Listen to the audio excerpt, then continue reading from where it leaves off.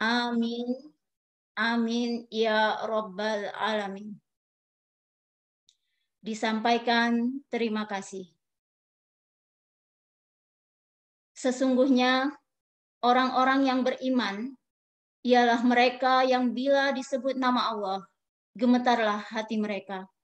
Dan apabila dibacakan ayat-ayatnya, bertambahlah iman mereka. Dan hanya kepada Tuhanlah mereka bertawakal. Quran Surat Al-Anfal ayat 2. Hadirin yang berbahagia, marilah kita simak pembacaan ayat-ayat suci Al-Quran yang akan dibacakan oleh Ibu Dr. Heni Hasanah, Magister Manajemen Pendidikan, Guru Kimia dari MAN 2 Kota Bandung, juara MTQ Guru Jawa Barat. Kepada Ibu Heni Hasanah, kami silahkan.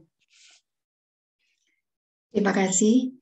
Assalamualaikum warahmatullahi wabarakatuh. Waalaikumsalam warahmatullahi wabarakatuh. A'udzu billahi minasy syaithanir rajim.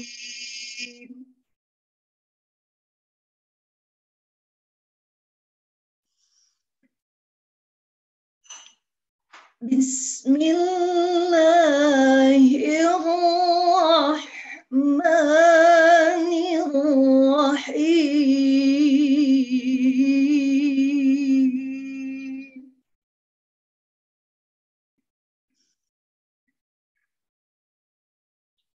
Tabarakalladzi biyadihil mulku wa huwa ala kulli syai'in qadir.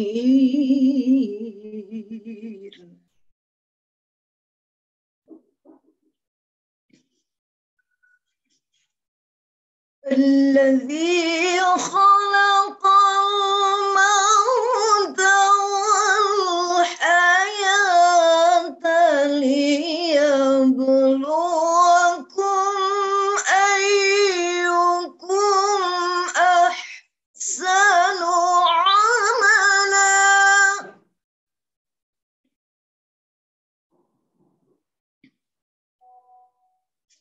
وهو العزيز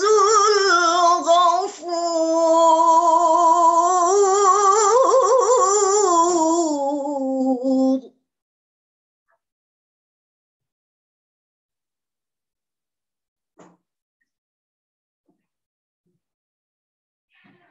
الذي خلق سبع سماوات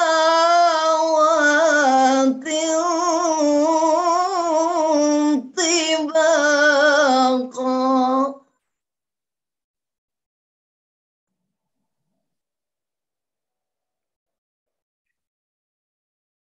الذي خلق سبع سماوات طباقا ما ترى في خلق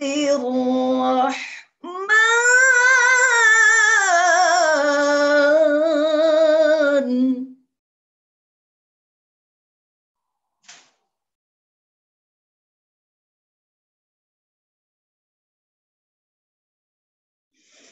ما ترى في خلق الرحمن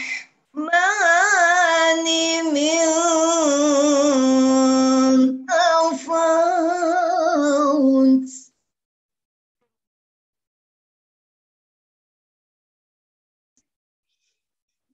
فارجعي البصر هل ترى من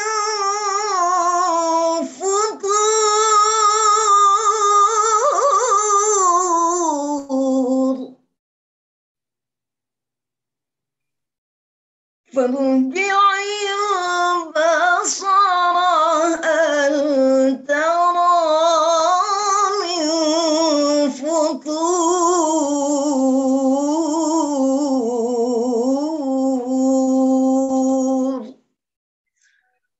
Sadaqallahul azim. Assalamualaikum warahmatullahi wabarakatuh. Waalaikumsalam warahmatullahi wabarakatuh. Quran Surat Al-Mulk ayat 1-3. Disampaikan terima kasih. Berikutnya menyanyikan lagu Indonesia Raya dan Mars Guru Madrasah. Hadirin dimohon mengambil sikap sempurna.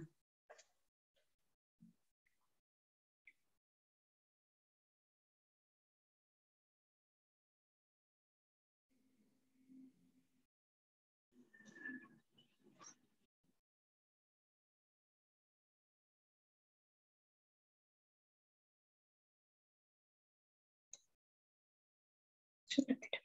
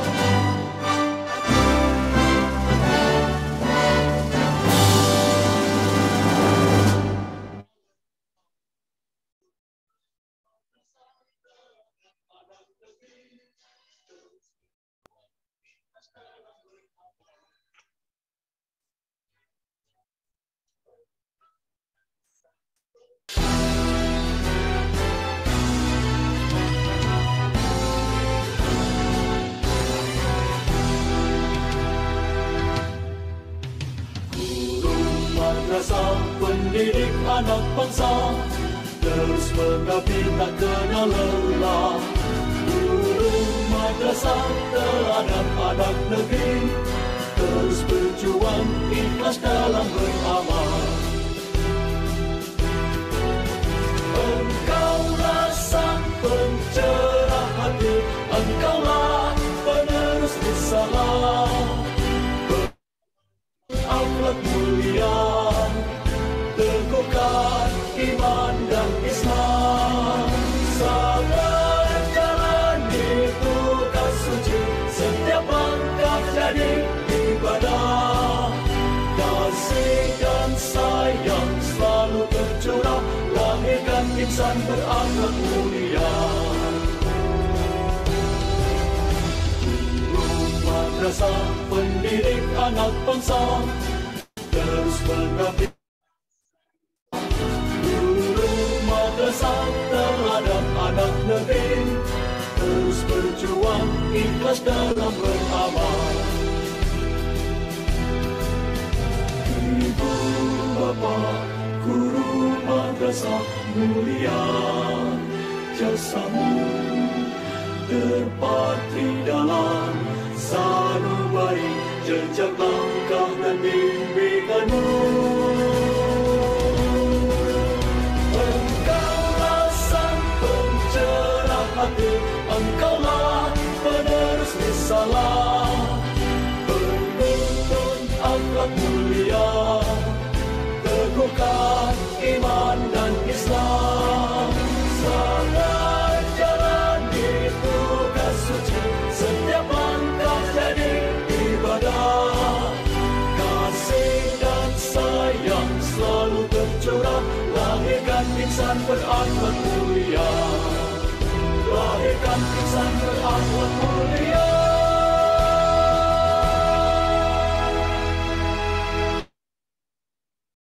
Dihaturkan terima kasih. Berikutnya, marilah kita simak sambutan dan pengarahan dari Kasubdit Bina GTK MA/MAK, Dirjen Pendis Kementerian Agama Republik Indonesia, Bapak Dr. Anies Mashkur MA. Kepada yang terhormat Bapak Dr. Anies Mashkur MA, kami silakan.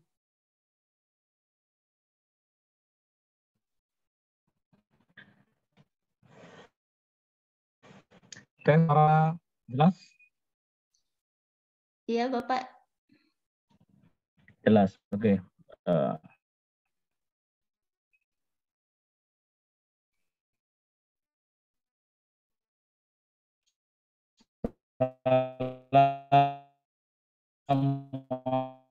Mohon maaf Bapak, suaranya terputus-putus.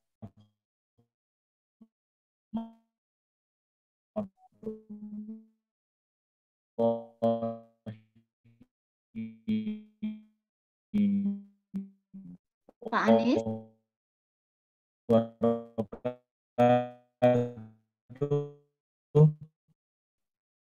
Alhamdulillah, ya. Ya, Pak.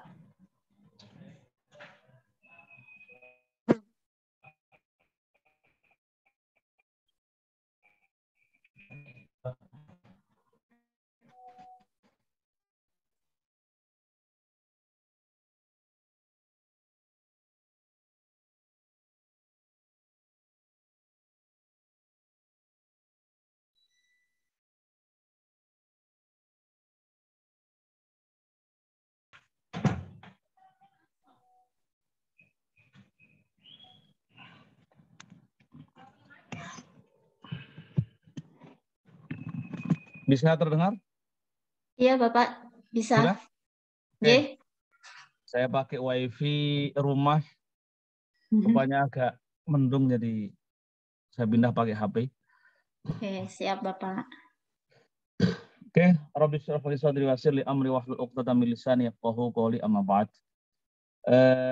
Para panitia, pengelola MGMP Mapel Kimia yang saya banggakan, Bapak Ibu guru yang juga saya banggakan pula. Tak lupa marilah kita panjatkan puji syukur kepada Allah Subhanahu wa taala bahwasanya pada sore hari ini kita bisa melanjutkan aktivitas mulia kita dalam rangka memperdalam, memperkuat kompetensi kita di bidang mata pelajaran kimia. Salawat serta salam semoga senantiasa tercurahkan ke hadrat Nabi besar Muhammad SAW. Dan kita sebagai umatnya yang tak lupa senantiasa mencintainya, mudah-mudahan mendapatkan syafaatnya di yaumil qiyamah nanti. Amin ya rabbal alamin. Bapak Ibu yang saya hormati, barangkali ini pertemuan kita yang kedua kali ya? Kedua atau ketiga? Iya, betul Bapak. Iya. Kedua ya? Iya. Kalau nggak salah, pada pertemuan sebelumnya saya menyampaikan tentang integrasi keilmuan. Iya, betul. Di sesi Mapel Kimia, kalau nggak salah. Mudah-mudahan, ya. Kalau benar, kan berarti saya harus menyampaikan yang lain. Pada pertemuan sebelumnya saya menyampaikan tentang integrasi keislaman dalam mapel kimia. Bagi saya, orang-orang yang tidak paham tentang ilmu kimia, maka proses integrasinya tentu di aspek aksiologis. Nah, sama dengan Anda yang tidak paham tentang aspek keislaman, maka integrasi keislaman untuk mapel kimia itu ada pada aspek aksiologis pula. Karena kalau sampai ke aspek ontologi, saya kira kita tidak memiliki bahan yang memadai. Saya mencoba membaca judul dari flyer yang diberikan ke saya tentang kesetimbangan kimia.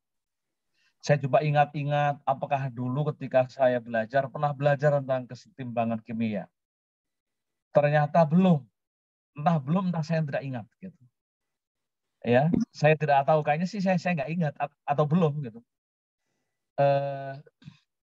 Karena ketika saya coba cari googling kesetimbangan kimia itu apa, ternyata saya baca juga tidak paham juga. Saya bisa membayangkan gitu. Saya orang yang dewasa, kira-kira saya orang dewasa belajar kimia dari sarana prasarana yang sudah luar biasa kaya tersedia di sekitar kita, ternyata saya nggak paham. Saya baca 3 artikel tadi, tapi nggak paham juga. Maka kemudian saya bangga melihat Anda sebagai guru yang belajar kimia, bisa paham dan memiliki tugas mulia untuk memahamkan peserta didik. Ini satu kelebihan Anda sebagai guru kimia, saya kira, karena berusaha bagaimana dengan media forum pertemuan hari ini juga patut dipikirkan. Anda ngajar kimia, itu bisa saya bayangkan, itu mesti yang paham itu tidak bisa mencapai di atas 50%. Meskipun jurusan kimia.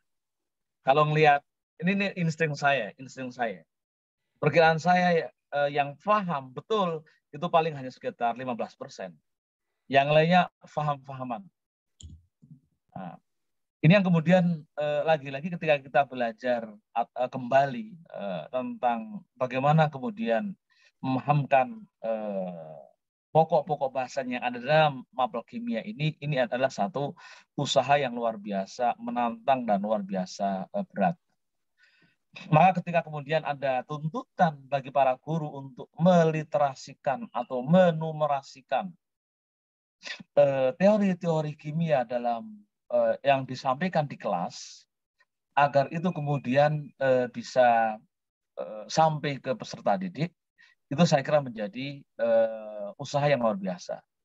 Saya baru kemudian agak sedikit paham ketika membaca contoh, ketika berbicara tentang kesetimbangan kimia, ada yang dinamis, kesetimbangan kimia dinamis dan statis. Yang di situ dicontohkan ketika kertas dibakar. Wah. Meskipun bisa jadi salah saya menyimpulkan. Ketika kertas dibakar, wah, itu secara aspek kimiawi kira-kira ketika kertas sebelum dibakar dan kertas setelah dibakar itu sebenarnya adalah secara kimiawinya setimbang, setara dan seterusnya. Ini dugaan saya. Saya ketika memahami begitu, saya jadi ingat ketika dalam agama itu berbicara tentang ruh.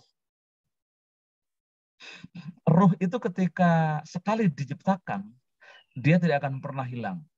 Dia tidak akan pernah mati. Jadi segala sesuatu, ini yang kemudian kalau disamakan pada aspek kimia ya. Ketika benda atau sesuatu materi itu diciptakan, sebenarnya ada sesuatu yang dia tidak pernah hilang. Yaitu itu yang kemudian mungkin dalam kimia itu disebut unsur kimiawi itu. Ini saya coba biar lebih paham. Saya coba umpamakan di ruh ya. Saya kalau menjelaskan di kimia nanti bisa sesat Anda bisa tersesat. Tapi kalau di ruh kira-kira begini. Jadi ketika Allah menciptakan ruh, lalu kemudian dia menyatu ya. Ketika kemudian ditiupkan ke dalam sebuah jasad, mudghah, ya. Lalu kemudian ruh itu menyertai sampai mudghah itu besar menjadi daging. Daging kemudian menjadi sosok bayi menjadi manusia, lalu mati. Ruh yang sudah diciptakan itu sebenarnya bisa dibilang seperti itu.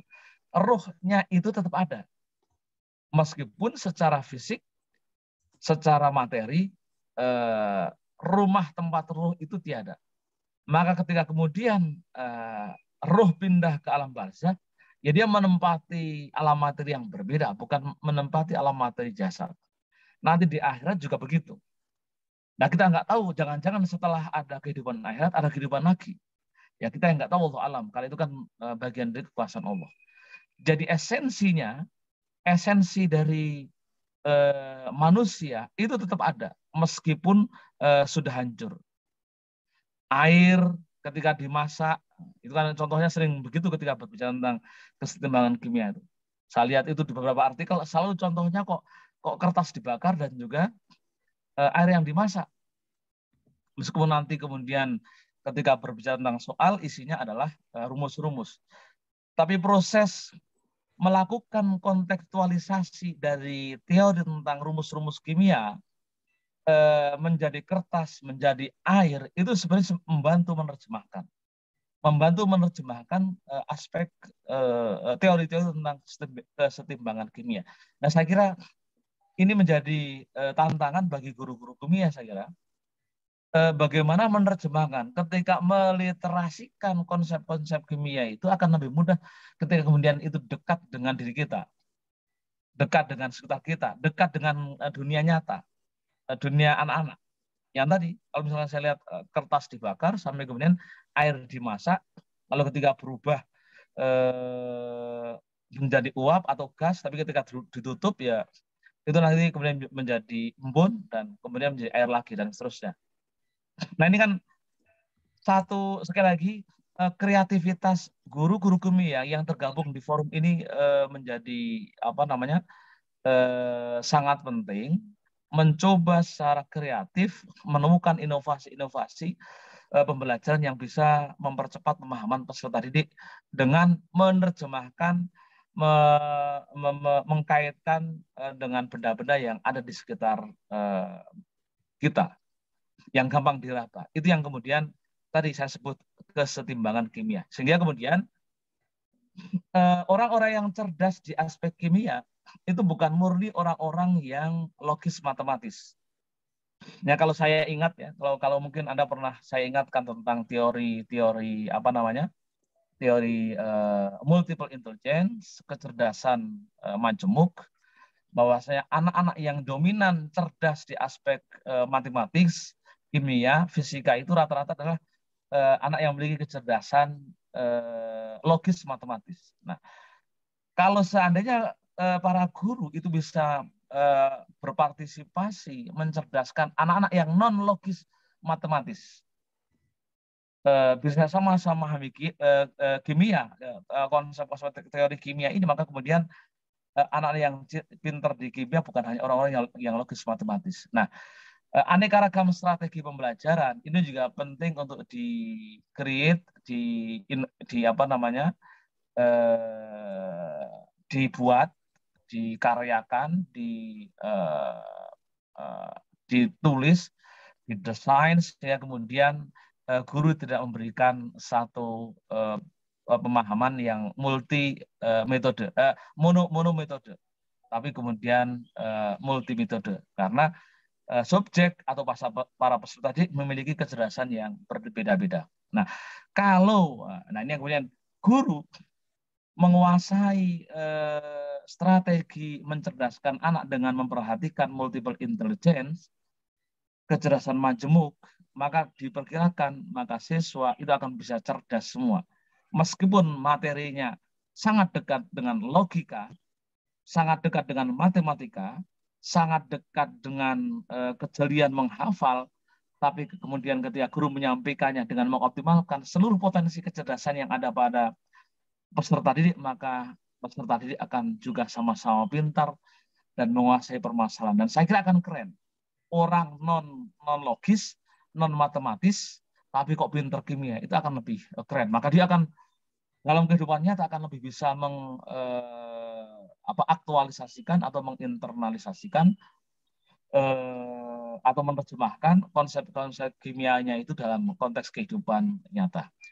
Saya kira itu hal yang terpenting. Maka mungkin hari ini Bapak Ibu guru sekalian memperkuat aspek profesionalisme, kompetensi profesional di kimia, tapi suatu saat Bapak sekalian juga harus memperkuat aspek bagaimana menyampaikan aspek-aspek profesionalisme guru ini atau materi ini atau penguasaan materi ini sehingga bisa didengar, bisa dipahami oleh para siswa, para peserta didik yang memiliki kecerdasan non matematis, kecerdasan non logis.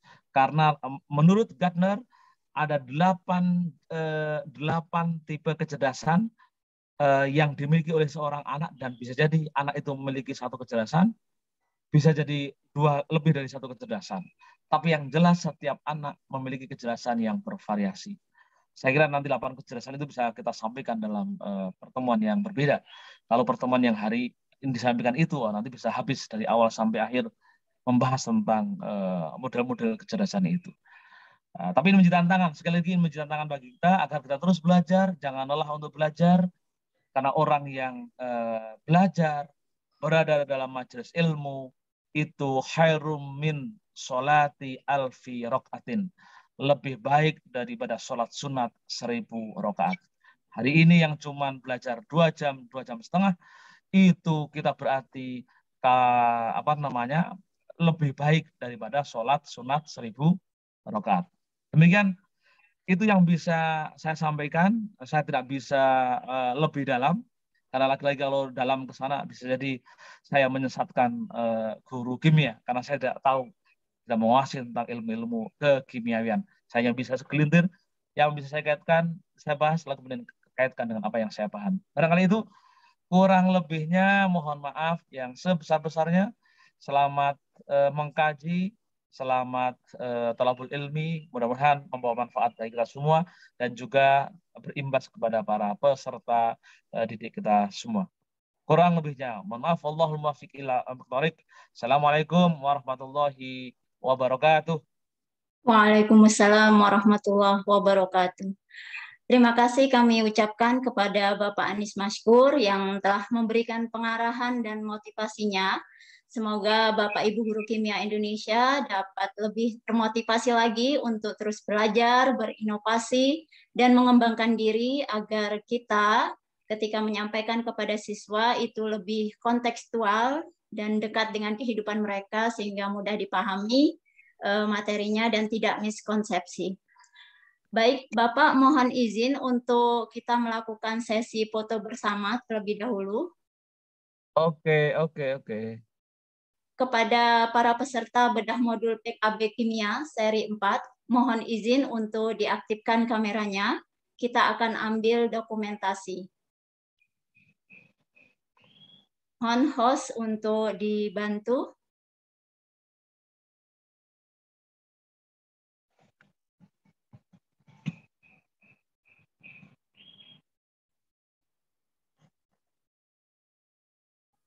Sebentar. Odin. Oke.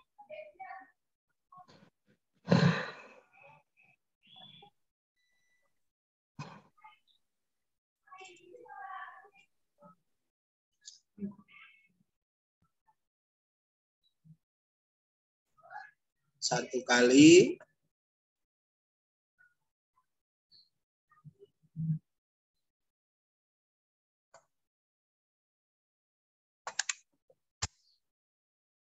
Mohon bersabar.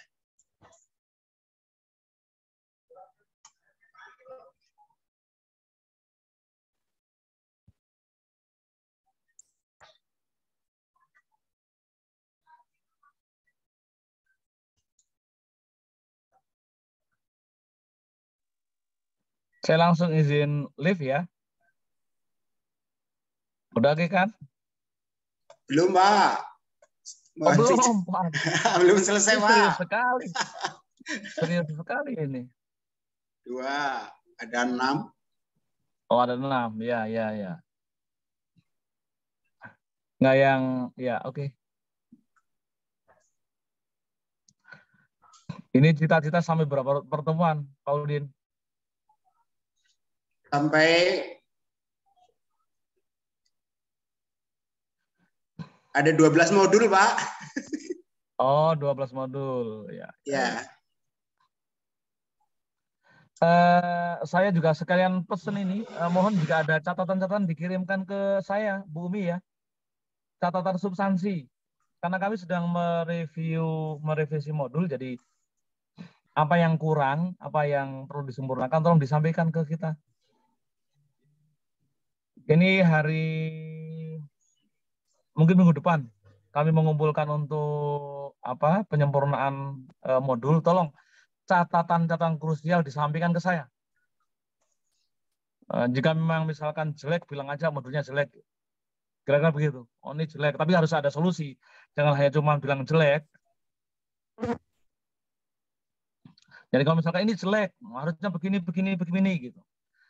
Jadi kalau hanya misalkan jelek itu namanya mencaci maki. Tapi kalau jelek ini gantinya loh. Misalkan harusnya begini kasih tawaran itu bisa memperbaiki modul ini. Tolong nanti disampaikan catatan tertulis, dan saya kira di modul-modul yang lain bikin catatan tertulis caranya apa nanti akan serahkan ke penulis modulnya. Atau di sini ada yang terlibat di penulisan modul?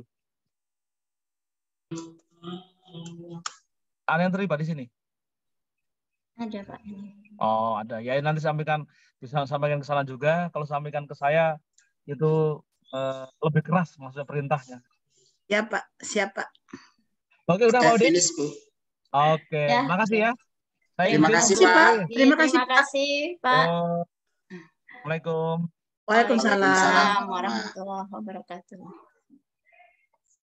Baik, sekali lagi kami haturkan apresiasi dan terima kasih kepada Bapak Dr. Anies Mashkur yang sudah membersamai kita tadi pada acara bedah modul PKB Kimia seri 4 pada siang hari ini. Baik Bapak Ibu hadirin, peserta bedah modul PKB Kimia seri 4, tibalah kita pada acara yang dinanti-nanti, yaitu pemaparan materi yang bertemakan keseimbangan kimia. Materi kita pada siang hari ini akan dipaparkan langsung oleh dua orang narasumber kita yang luar biasa, yang sekaligus instruktur nasional dan penulis modul pada PKB Kimia Kementerian Agama Republik Indonesia. Pemaparan materi oleh narasumber masing-masing selama 30 menit dan akan dilanjutkan dengan sesi tanya-jawab. Dan untuk sesi tanya-jawab akan disesuaikan dengan ketersediaan waktu. Baik Bapak Ibu, saya coba untuk menyapa dulu kepada kedua narasumber kita pada siang hari ini. Narasumber kita yang pertama adalah Bapak Taufik Zamhari, SSI, MSc. Assalamualaikum warahmatullahi wabarakatuh, Bapak Taufik. Waalaikumsalam warahmatullahi wabarakatuh.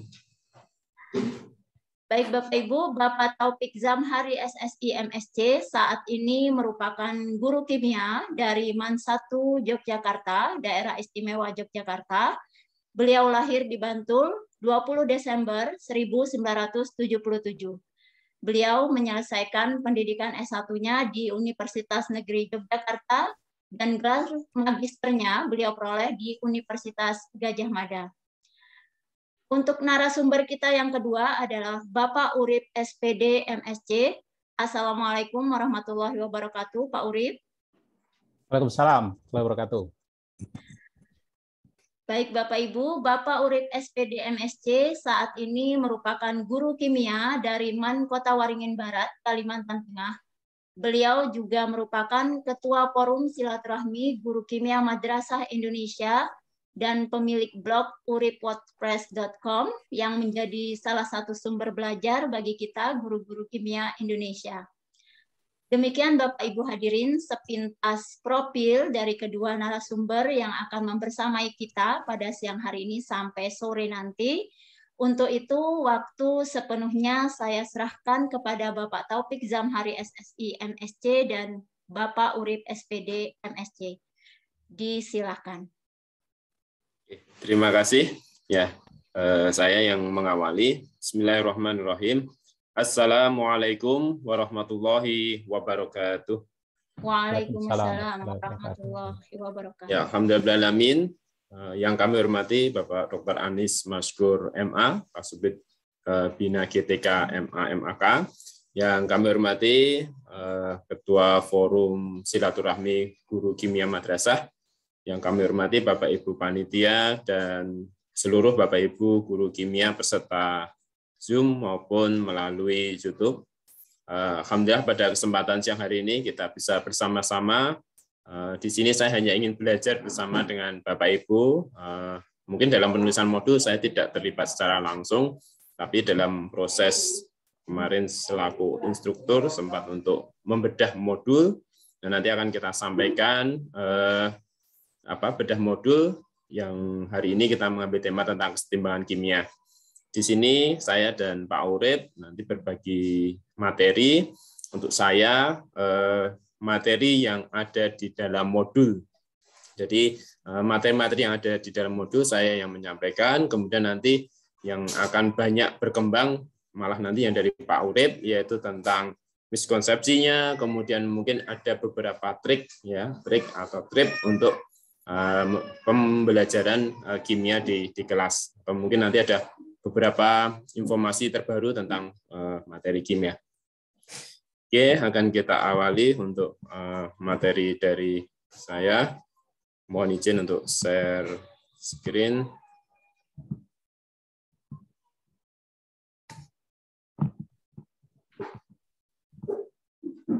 Ya, Bapak Ibu, jadi materi kesetimbangan kimia itu terdapat di dalam UP 6. Mendasarinya adalah bahwa kesetimbangan kimia merupakan bagian dari sunatullah yang terjadi dalam lingkup makrokosmis maupun mikrokosmis. Proses kimia mesti selalu diawali atau selalu mengikuti apa yang ada di dalam alam semesta. Seluruh metabolisme dalam makhluk hidup itu melalui siklus energi, baik yang bersumber dari matahari, kemudian unsur dan mineral di alam, serta komposisi udara, tanah, laut, dengan iklim yang dihasilkan semuanya melalui reaksi kimiawi, di mana kesetimbangan kimia itu menjadi penentu keberhasilan reaksi-reaksi tersebut. Itu yang menjadi dasar dari kenapa kesetimbangan kimia cukup menarik untuk kita kaji. Nah, kalau ini insya Allah sudah ya, jadi jumlah modul kita ada 12, terdiri dari 12 modul, dan yang kesetimbangan itu adalah modul yang ke-6.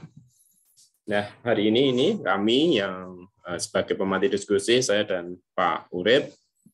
Kemudian kalau dari sistematika modul insya Allah sudah sesuai, sudah ada kata pengantar, daftar isi, daftar tabel, kemudian daftar gambar, kemudian di dalam isinya ada pendahuluan, target kompetensi, materi pembelajaran, aktivitas penilaian maupun penutup. Nah, ini yang menjadi latar belakang pemilihan dari UP ini. Ternyata kalau kita melihat dari hasil ujian nasional dari tahun 2017 sampai dengan 2018, karena modul ini disusun di antara tahun 2000-an, 2020 ya, jadi mungkin masih mengacu pada nilai hasil ujian nasional, itu nilai tertinggi yang didapat hanya 48,24. Jadi nilai 50 saja belum mencapai, sehingga menjadi keprihatinan bagi kita, sehingga kesetimbangan kimia ini ada apa atau di dalamnya, kenapa kok belum bisa maksimal diserap oleh siswa atau kemampuan siswa dalam memahami materi kesetimbangan kimia masih sangat kurang gitu. Mungkin nanti akan kita update mungkin bagaimana kalau kesetimbangan kimia ini di soal UTBK berapa persen daya serapnya, yang mungkin perlu kita update ke depannya. Kemudian untuk kompetensi dasarnya ada 4, 2 kognitif, 2 psikomotorik, dari menjelaskan reaksi kesetimbangan di dalam hubungan antara reaksi dan hasil reaksi, kemudian dengan target kompetensinya menjelaskan reaksi kesetimbangan di dalam hubungan antara reaksi dan hasil reaksi, kemudian menyajikan hasil pengolahan data untuk menentukan nilai tetapan kesetimbangan suatu reaksi, atau menyajikan hasil pengolahan data menentukan nilai tetapan kesetimbangan suatu reaksi. Kemudian untuk kompetensi dasar 3.9, menganalisa faktor-faktor yang mempengaruhi pergeseran arah kesetimbangan dan penerapannya dalam industri, Sedangkan target kompetensinya adalah menganalisis faktor-faktor yang mempengaruhi pergeseran arah kesetimbangan dan penerapannya dalam industri. Kemudian untuk kompetensi dasar terakhir yaitu 4.9, merancang, melakukan, dan menyimpulkan serta menyajikan hasil percobaan faktor-faktor yang mempengaruhi pergeseran arah kesetimbangan, dengan target kompetensinya adalah bagaimana kita merancang, melakukan, dan menyimpulkan serta menyajikan hasil percobaan faktor-faktor yang mempengaruhi pergeseran arah kesetimbangan. Dengan kalau ini adalah indikator pencapaiannya, insya Allah sudah bisa dibaca di modul. Nah, cukup banyak. Nah, kemudian di dalam modul ini ruang lingkupnya ada 4. Yang pertama itu tentang kesetimbangan dinamis. Kemudian yang kedua tentang pergeseran kesetimbangan. Yang ketiga tetapan kesetimbangan. Yang keempat hubungan kuantitatif antara reaksi dan hasil reaksi. Untuk yang pertama adalah tentang kesetimbangan dinamis. Nah, di dalam kesetimbangan dinamis ini seperti apa yang tadi dicontohkan Pak Anies Maskur, itu adalah reaksi yang berlangsung di dalamnya ya biasanya memuat tentang bagaimana kita memahami reaksi satu arah irreversible maupun reaksi reversible. Di mana reaksi satu arah atau irreversible itu adalah reaksi yang hanya berlangsung sekali ya atau hanya berlangsung satu kali satu arah. Jadi langsung menghasilkan produk. Zat-zat hasil tidak dapat saling bereaksi kembali menjadi zat reaksi. Ya, dicontohkan kalau di sini adalah NaOH di modul ya, NaOH plus HCl. Jadinya adalah NaCl plus H2O. Kalau di dalam kehidupan sehari-hari, biasanya kita mencontohkan tadi, misalnya kertas dibakar, kemudian besi, karaten, dan lain sebagainya. Kemudian yang ini yang reaksi dua arah atau reversible. Jadi reaksi reversible atau reaksi dapat balik adalah reaksi yang dapat berlangsung dua arah. Artinya zat-zat hasil reaksi dapat saling berinteraksi untuk membentuk zat reaksi. Dicontohkan di sini menggunakan contoh yang cukup mudah kita amati, yaitu kristal tembaga sulfat pentahidrat. Kalau itu dipanaskan, maka akan melepaskan air 5H2O dan kristal CuSO4 yang berwarna putih. Tapi kalau kristal itu kemudian kena air lagi, ya, kristal tembaga sulfatnya kena air lagi, maka kembali berwarna biru. Sehingga itu dinyatakan sebagai reaksi yang reversible atau yang reaksi yang dapat balik. Nah, kemungkinan yang terjadi di dalam kesetimbangan ada 3. Yang pertama adalah ketika produk reaktan dengan hasil reaksi itu nanti jumlah produknya bisa saja lebih banyak daripada atau konsentrasi reaktan lebih besar, konsentrasi produk lebih besar daripada reaktan. Atau di dalam kondisi kesetimbangan itu bisa juga konsentrasi dari reaktannya atau reaktannya itu masih lebih banyak dibandingkan dengan produknya. Atau yang kondisi yang ketiga, konsentrasi produk itu sama dengan konsentrasi dari reaktan. Ini yang terjadi di dalam kesetimbangan. Jadi yang namanya kesetimbangan itu tidak kemudian jumlah reaktan sama dengan jumlah produk, belum tentu. Bisa saja jumlah reaktannya yang lebih besar daripada produknya, atau bahkan produknya bisa saja jumlahnya lebih banyak dari reaktan. Dari tersebut bisa diambil kesimpulan bahwa karakteristik kesetimbangan itu bahwa konsentrasi masing-masing reaksi itu atau reaktan dan hasil reaksi atau produk menjadi konstan di titik kesetimbangan. Kemudian kesetimbangan itu bersifat dinamis, artinya kesetimbangan pada saat laju reaksi ke kanan sama dengan laju reaksi ke kiri. Kemudian yang ketiga hanya dapat diperoleh dalam wadah tertutup. Nah, ini yang mungkin menjadi bahan diskusi ya, apakah hanya benar-benar hanya harus dalam wadah tertutup. Bagaimana kalau misalnya wadahnya terbuka, tapi mungkin di dalamnya tidak ada gas yang mempengaruhi atau faktor lainnya yang mempengaruhi. Itu bisa jadi bahan diskusi juga. Yang keempat, katalis tidak mengubah keadaan setimbang, tapi mengubah waktu yang diperlukan untuk mencapai kesetimbangan. Kemudian yang kelima, kesetimbangan kimia dapat tercapai dari dua arah, artinya bisa dari reaktannya, bisa dari hasil reaksinya atau produknya. Nah, kemudian jenis-jenis keseimbangan. Keseimbangan ada keseimbangan statis, ada keseimbangan dinamis. Keseimbangan statis terjadi ketika semua gaya yang bekerja pada objek bersifat seimbang, yaitu tidak ada gaya yang dihasilkan.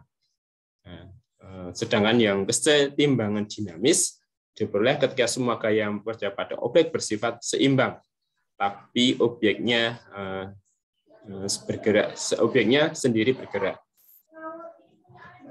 Nah, kemudian yang lebih kita tekankan di sini adalah tentang keseimbangan dinamisnya. Jadi keseimbangan dinamis adalah keadaan di mana laju reaksi ke kanan atau pembentukan hasil reaksi sama besar dengan reaksi ke kiri atau pembentukan kembali reaksi. Pada kondisi ini secara makroskopis seolah-olah tidak terjadi perubahan, tetapi secara mikroskopis reaksi terus berlangsung. Ya, kemudian keseimbangan dinamis ini hanya dapat terjadi di dalam sistem tertutup dan pada suhu yang konstan. Nah, untuk jenis keseimbangan yang lainnya ada keseimbangan berdasarkan fasenya atau wujudnya. Jadi ada keseimbangan homogen, yaitu terjadi ketika semua reaktan dan produk berada dalam fase yang sama. Jadi dicontohkan di sini adalah misalnya reaksi antara gas nitrogen dengan hidrogen menghasilkan gas amonia, itu semuanya dalam fase gas. Kemudian misalnya reaksi antara ion besi 3 dengan ion tiosianat menghasilkan besi tiosianat, itu semuanya dalam fase yang aqueous. Kemudian reaksi biasanya kita adalah asam basa konjugasi gitu ya di sini antara asam cuka atau asam asetat dengan asam asetat di dalamnya, kemudian menghasilkan air dan asetil asetat ya, asetil asetat. Kemudian keseimbangan heterogen terjadi ketika reaktan dan produk tidak berada dalam fase yang sama. Di sini ada contohnya misalnya natrium bikarbonat yang berwujud solid menghasilkan natrium karbonat solid dan gas karbon dioksida dan H2O yang mempunyai fase gas. Kemudian keseimbangan sistem padat larutan contohnya adalah kristal timbal sulfat dengan larutan natrium iodida menghasilkan kristal atau padatan timbal iodida, dan larutan natrium sulfat ini adalah dalam fase padat dan aqueous larutan. Untuk selanjutnya di dalam modul membahas tentang pergeseran keseimbangan. Pergeseran keseimbangan itu berdasarkan dari asas Le Chatelier. Apabila pada sistem keseimbangan diadakan atau mengalami aksi, maka sistem akan mengadakan reaksi sedemikian rupa sehingga mempengaruhi aksi itu menjadi sekecil-kecilnya pengaruhnya. Ya, kemudian untuk faktor-faktor yang mempengaruhi pergeseran keseimbangan, yang pertama adalah perubahan temperatur atau suhu. Mohon maaf ini berubah ya, tadi sebenarnya sudah pas gitu. Nanti kita perbaiki. Bila pada sistem keseimbangan suhu diturunkan, maka keseimbangan reaksi akan bergeser ke arah yang membebaskan kalor, ya, ke arah eksoterm untuk mencapai keseimbangan. Kemudian bila pada sistem keseimbangan suhu dinaikkan, maka keseimbangan reaksi akan bergeser ke arah yang membutuhkan kalor atau ke arah reaksi endoterm. Sebagai contoh adalah reaksi gas nitrogen monoksida dengan gas oksigen menghasilkan gas nitrogen dioksida. Ini adalah reaksinya adalah eksoterm. Nah, biasanya kita melihat ekso atau endonya adalah berdasarkan entalpi reaksinya. Karena kalau entalpi reaksinya itu berharga diberi tanda negatif, itu adalah reaksi yang eksoterm atau membebaskan kalor. Jadi reaksi yang ke kanan adalah reaksi yang eksoterm. Sedangkan yang kiri berarti adalah lawannya, endoterm. Sehingga jika suhu dinaikkan, maka kesetimbangan akan bergeser ke kiri. Karena apa? Berkiri adalah untuk agar panasnya itu bisa diserap. Ya, jadi bergeser ke arah reaksi yang membutuhkan panas atau membutuhkan kalor atau reaksi endoterm. Sebaliknya, jika suhu diturunkan, maka kesetimbangan akan bergeser ke kanan untuk mencari energi atau kalor sehingga nanti mencapai kesetimbangan. Kemudian yang kedua, faktor yang mengaruhi pergeseran adalah perubahan konsentrasi. Dalam sistem kesetimbangan homogen, bila konsentrasi salah satu zat diperbesar, maka kesetimbangan akan bergeser ke arah yang berlawanan dari zat tersebut. Kemudian sebaliknya, bila konsentrasi salah satu zat diperkecil, maka kesetimbangan akan bergeser ke pihak zat tersebut. Atau kalau kita membahasakannya, kembali pada diri kita. Ya, ini biasanya dikaitkan dengan kondisi kita. Ya, biasanya kalau kita berlebih, ya membagi. Kalau kekurangan, ya. Tapi kalau bisa jangan minta gitu ya. Itu biasanya diberi apa? Nah, ada pelajaran akhlaknya di situ. Mungkin ada beberapa Bapak Ibu yang menerapkan hal itu ya. Nah, di sini contohnya adalah reaksi antara belerang dioksida dengan oksigen menghasilkan belerang trioksida. Bila pada sistem kesetimbangan ini ditambahkan gas belerang dioksida, jadi yang di sini ditambahkan belerang dioksida, maka kesetimbangan akan bergeser ke kanan. Ya, jadi nanti produk belerang trioksidanya akan bertambah banyak. Kemudian bila pada sistem kesetimbangan ini dikurangi gas oksigennya, jadi di sisi kiri ini dikurangi, maka akan bergeser ke kiri, akan kembali ke kiri. Itu yang dimaksud dengan pengaruh konsentrasi terhadap kesetimbangan. Kemudian yang ketiga, ya ada perubahan volume atau tekanan. Secara sederhana, jika tekanan diperbesar, itu berarti volumenya diperkecil. Maka kesetimbangan akan bergeser ke arah koefisien reaksi yang kecil. Kemudian kalau jika tekanan diperkecil, ya berarti volumenya diperbesar. Kesetimbangan akan bergeser ke arah jumlah koefisien reaksi yang besar. Pada sistem kesetimbangan di mana jumlah koefisien reaksi sebelah kiri maupun jumlah koefisien reaksi sebelah kanan sama, maka perubahan tekanan dan volume tidak menggeser letak kesetimbangan. Ini biasanya kita pakai jembatan keledai mol-kecil gitu ya, mol kecil. Jadi kalau volumenya kecil, ya wadah, ya volume itu bisa diartikan sebagai wadah atau isi. Kalau isinya kecil, jumlahnya kecil, maka yang bisa masuk ke dalamnya adalah yang molekul kecil, mol kecil. Tapi kalau volumenya diperbesar, ya berarti wadahnya, ruangnya besar, maka yang bisa masuk ke dalamnya adalah molekul yang banyak atau besar. Contoh di sini adalah gas nitrogen, reaksi gas nitrogen dengan gas hidrogen menghasilkan gas amoniak. Koefisien reaksi di kanan jumlahnya 2, ini 2, sedangkan yang di kiri 4, 1 tambah 3, 4, yang di kanan ini 2. Kemudian bila pada sistem kesetimbangan tekanan diperbesar, ya, kalau tekanan diperbesar berarti volume yang diperkecil, maka kesetimbangan akan bergeser ke kanan. Karena kalau tekanan besar, volumenya jadi kecil. Bila pada sistem kesetimbangan tekanan diperkecil, maka volumenya diperbesar, maka kesetimbangan akan bergeser ke kiri. Itu 3 hal faktor-faktor yang mempengaruhi pergeseran kesetimbangan. Biasanya kemudian ditambahkan bahwa penambahan katalis tidak mempengaruhi pergeseran kesetimbangan, tetapi katalis hanya mempercepat terjadinya proses kesetimbangan kimia.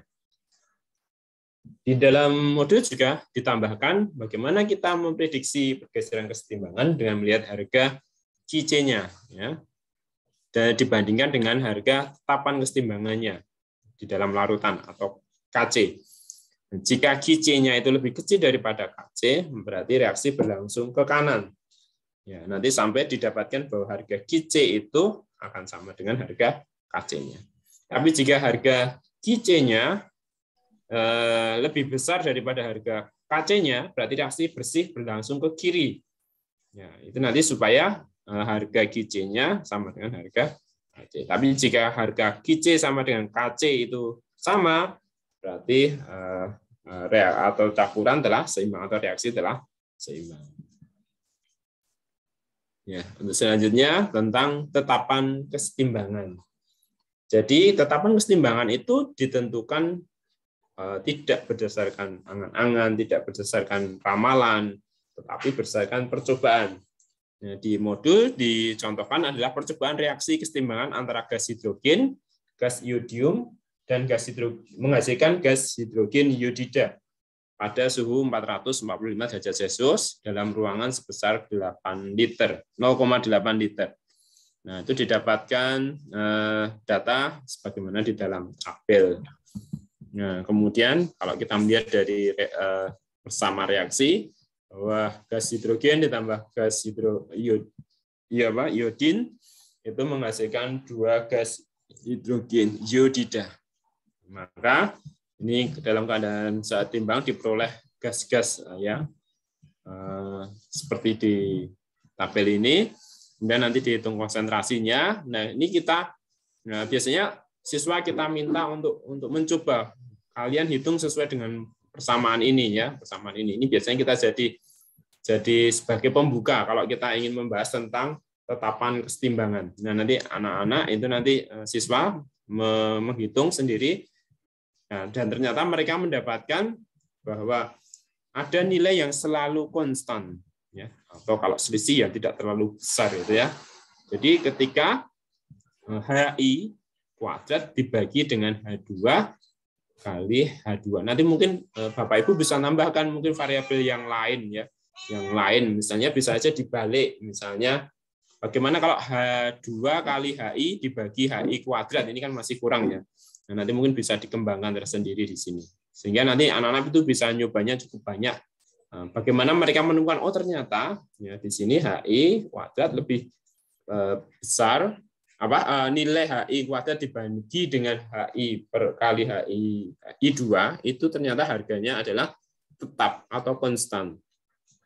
Sehingga dari situ kita akan belajar atau mengajak siswa untuk menarik kesimpulan, yaitu bahwa pada reaksi kesetimbangan hasil kali konsentrasi hasil reaksi dipangkatkan koefisiennya dibagi dengan hasil kali konsentrasi per reaksi yang dipangkatkan koefisiennya akan tetap.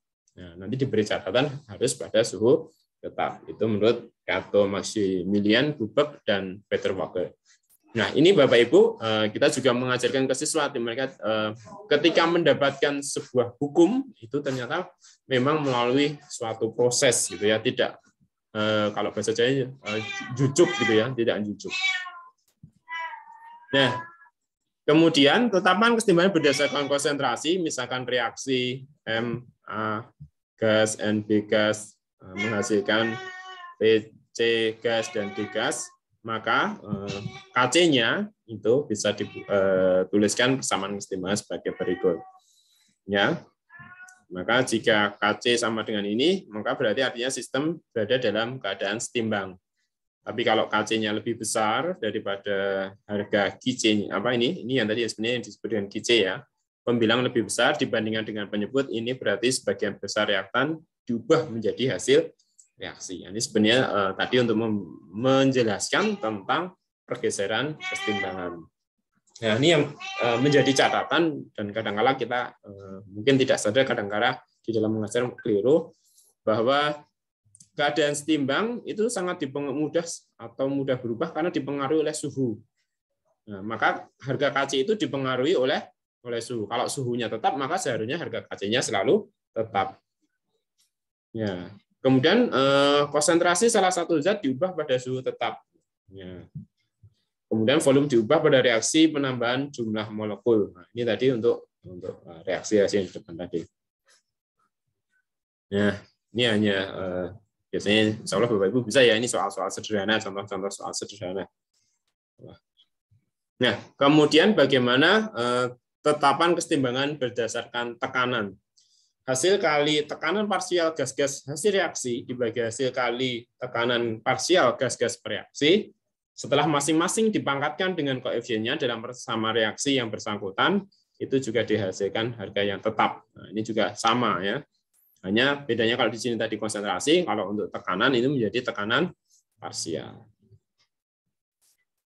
Nah, ini insya Allah di modul juga sudah ada contohnya. Jika terdapat reaksi 2HI menjadi H2 plus I2, di mana tekanan awal HI-nya sebesar 2 atmosfer, dan setelah kesetimbangan ternyata sepertiga bagian HI terurai. Ya, ini sudah ada soal tentang disosiasi ya, peruraian. Hitunglah tekanan parsial HI, tekanan parsial H2 dan I2, kemudian tentukan harga Kp-nya. Nah, biasanya kita untuk mudah dibuat tabel ya. Kondisi ini kondisi tekanannya ya. 2, kemudian tekanannya berubah karena terurai sepertiganya. Ya, ini menjadi sepertiga kali berubahnya ya. Ini menjadi nanti yang sisa berapa? Nah, di sini 2 kurangi 2/3. Ini mohon maaf ini keliru ya, ini harusnya. Oh ya benar, 2 kurangi 2/3 ya, ini kan mula-mula, kemudian nanti yang di sini. Sehingga pada kesetimbangan diperoleh tekanan parsial sebagai berikut. Ya, ini sehingga nanti harga Kp-nya bisa tentukan adalah 1/616. Oke. Nah. Kemudian tetapan kesetimbangan untuk reaksi kesetimbangan yang melibatkan zat-zat yang berbeda wujudnya. Yang diperhitungkan hanyalah wujud larutan atau aqueous dan gas, karena konsentrasi zat padat, ya, solid dan cairan relatif tidak berubah. Nah, ini yang menjadi catatan bagi kita. Nanti siswa bisa kita ajak untuk mengerjakan soal semacam ini, kemudian disuruh diminta menuliskan tentang persamaan KC atau Kp-nya. Nah, bagaimana hubungan KC dengan Kp? Nah, ini biasanya kita juga melatih siswa untuk ya otak-atik itu ya, otak-atik rumus. Jadi mereka mendapatkan rumus itu kalau bisa tidak jujuk gitu ya, tidak mendadak gitu ya. Ya, tapi bisa di logika, saling menghubungkan. Jadi di sini misalnya untuk yang bawah ini untuk harga KC ya, ada reaksi AX menghasilkan BZ, CZ ya. Kemudian kalau kita buat rumus tetapan kesetimbangannya menjadi semacam ini, KC-nya ini, Kp-nya ini kita sebut persamaan 1 dan persamaan 2. Kemudian kita hubungkan dengan persamaan gas ideal. Ya, V-nya, volumenya itu kita bawahkan menjadi pindah ke ruas ini ya, menjadi ini kan menjadi molaritas ya, molar ya. Sehingga ini dapat ditulis P sama dengan MRT.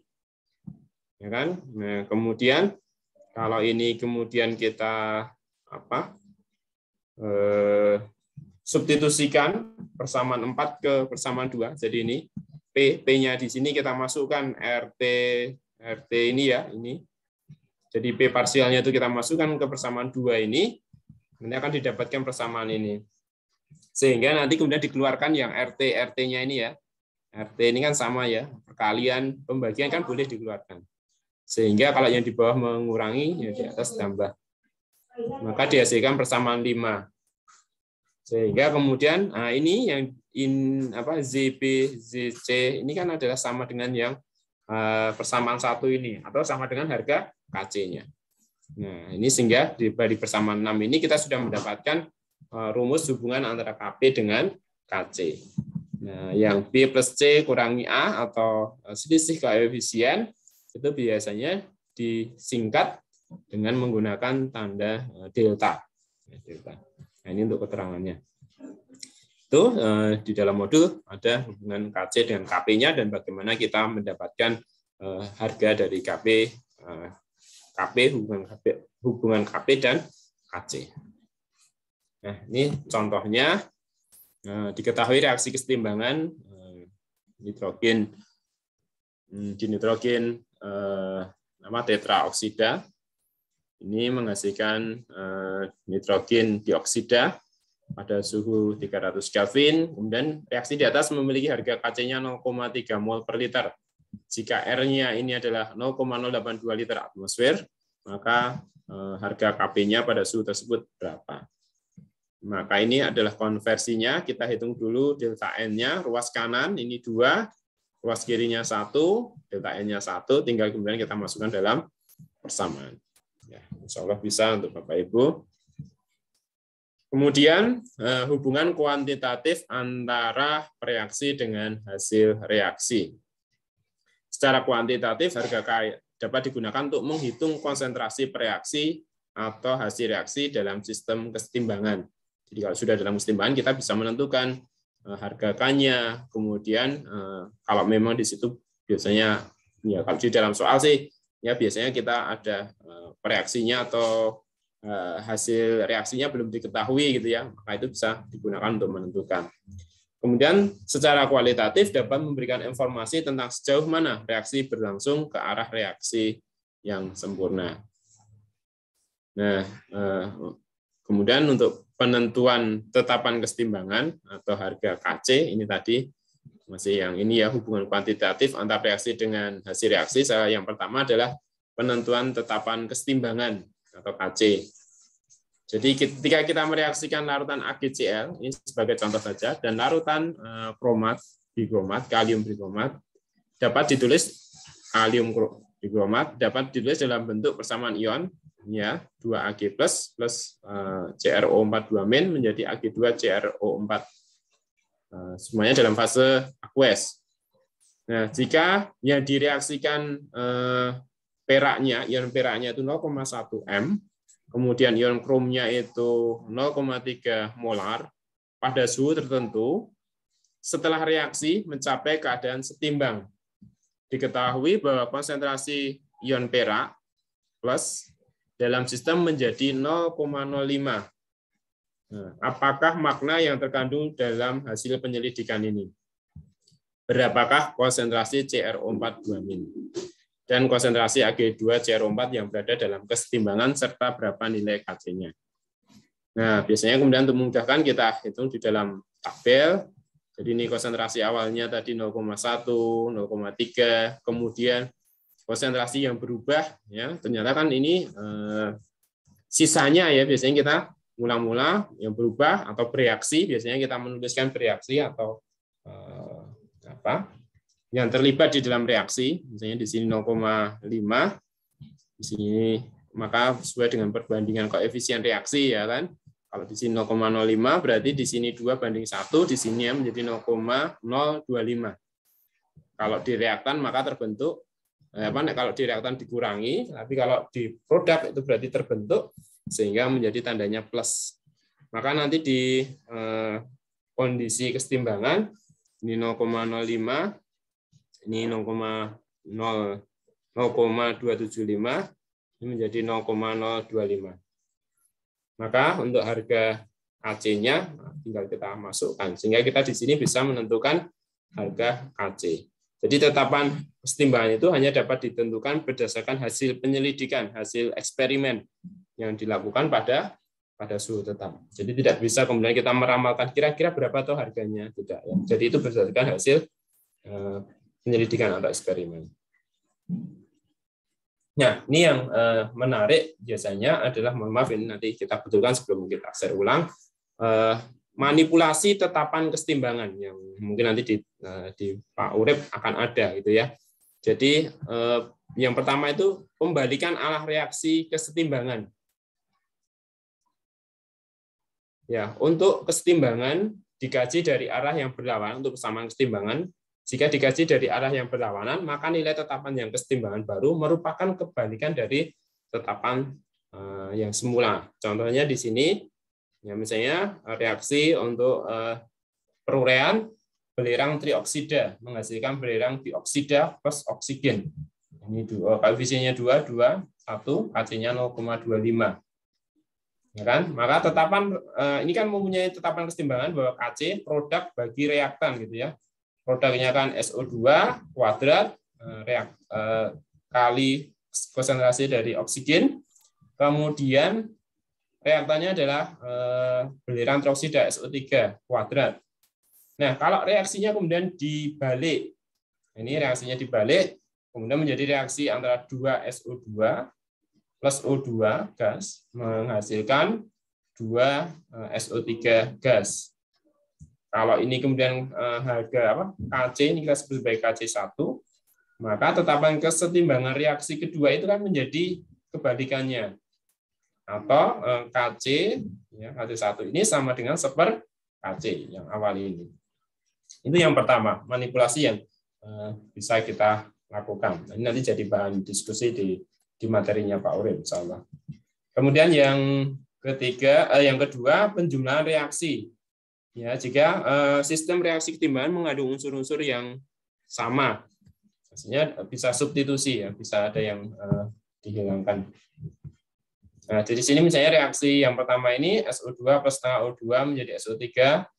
Ini kita punya harga kesetimbangan K1 misalnya. Kemudian yang kedua 2SO3 menghasilkan terurai menghasilkan 2SO2 plus O2. Ini punya harga K2.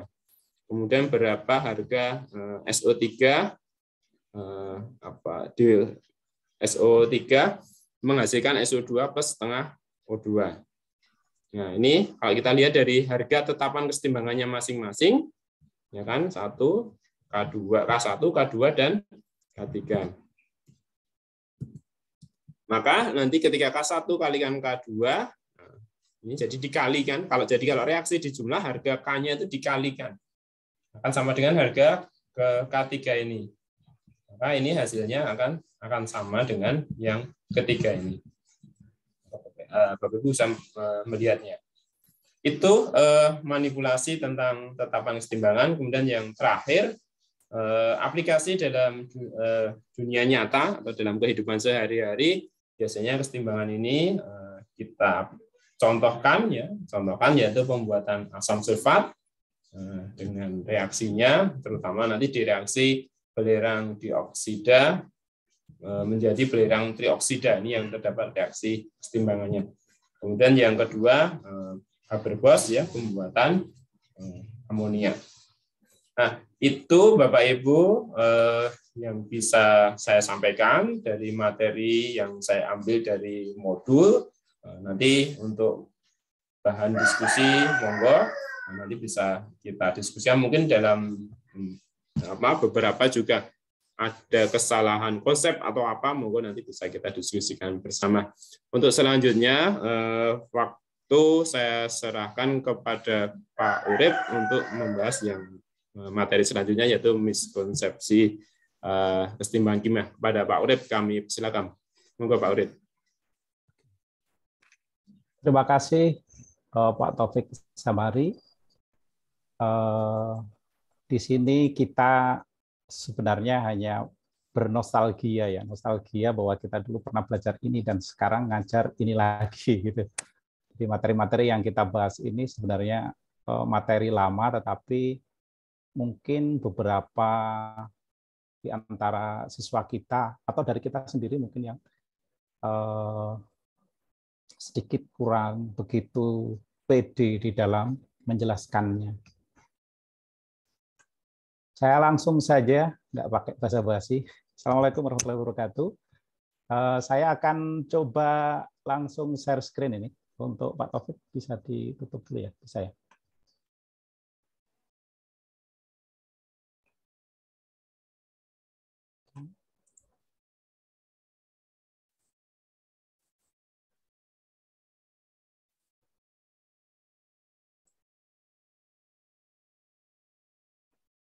Ini visual atau tampilan dari slide yang dasarnya dibikin oleh Pak Rizal Kamaludin. Jadi saya hanya tinggal mengedit saja, tidak banyak melakukan perubahan. Tadi sudah disampaikan bahwa pada hari ini kita masuk di pembahasan unit 6 tentang kesetimbangan kimia. Judulnya bedah modul, tapi modul yang dibedah itu sebenarnya sudah robek. Karena teman-teman yang sudah mengikuti kegiatan PKB sudah melakukannya. Ya, meskipun sampai dengan hari ini memang perbaikan dari modul-modul yang ada itu sedang akan dilangsungkan. Seperti tadi kata Pak Anies yang sudah menyampaikan bahwa dalam waktu dekat akan dilakukan perubahan atau perbaikan modul bila diperlukan, atau mungkin diubah kalau memang semuanya nggak bagus. Gitu. Jadi untuk ini, karena saya berpasangan dengan Pak Taufik Samhari, sebelumnya sampai dengan sesi keempat ini sudah beberapa orang yang terlibat di dalam pembahasan bedah modul. Ada Pak Rizal Kamaludin, Pak Sutardi, dan Bu Yeni dari UIN Riau. Kemudian ada saya dan Pak Taufik Samhari. Materi-materi terkait dengan miskonsepsi sungguh sangat banyak. Jadi saking sangat banyaknya itu ada yang ala luar, ada ala Indonesia. Saya mengambil yang ala Indonesia karena saya tidak melakukan riset sendiri gitu. Saya ambil nanti link atau sumbernya sudah ada di bawah. Di tampilan yang ada ini, di slide ini, ada analogi tentang kesetimbangan kimia. Ini tidak mutlak benar, walaupun ini sudah cukup mewakili bahwa kesetimbangan itu terjadinya macam ini, tidak diam gitu. Ada pergerakan, ada dinamisasi. Walaupun suatu ketika jumlah produknya meningkat tajam sampai nilai nilai atau jumlah reaktannya nyaris habis, itu bisa saja dikatakan reaksinya berakhir. Nilai K itu kan macam-macam ya. Nanti di beberapa referensi yang sudah pernah saya baca nanti akan saya tampilkan bahwa suatu nilai K itu bisa dijadikan petunjuk bahwa apakah itu suatu reaksi kesetimbangan atau reaksi yang berkesudahan. Batasannya itu berkesudahan itu apakah benar-benar harus habis gitu ya. Oke, sebenarnya di dalam strategi pembelajaran materi kesetimbangan itu mulai dari A sampai Z, pahami materi ini kita sudah dapatkan dari zaman kita kuliah, kemudian mengkaitkan ini prakteknya dalam kehidupan pengajaran ya, kemudian integrasikan dalam keislaman. Ini saya sendiri masih begitu begitu tidak paham tentang ini karena malas belajar. Kemudian menghadirkan stimulus ini mungkin bisa kita munculkan dari berbagai kejadian atau analogi-analogi yang masuk. Nanti berikutnya lagi kita coba menghindari miskonsepsi, menghindari inkonsistensi, dan lakukan kegiatan praktikum. Untuk saya, seperti halnya yang sudah kami sepakati di dalam pembahasan bedah modul, fokus kita adalah selain materi yang tadi, kita masuk ke miskonsepsi. Harapannya ini tidak terjadi miss yang lain. Walaupun ketika saya menyampaikan, mungkin saya juga tetap miss gitu ya.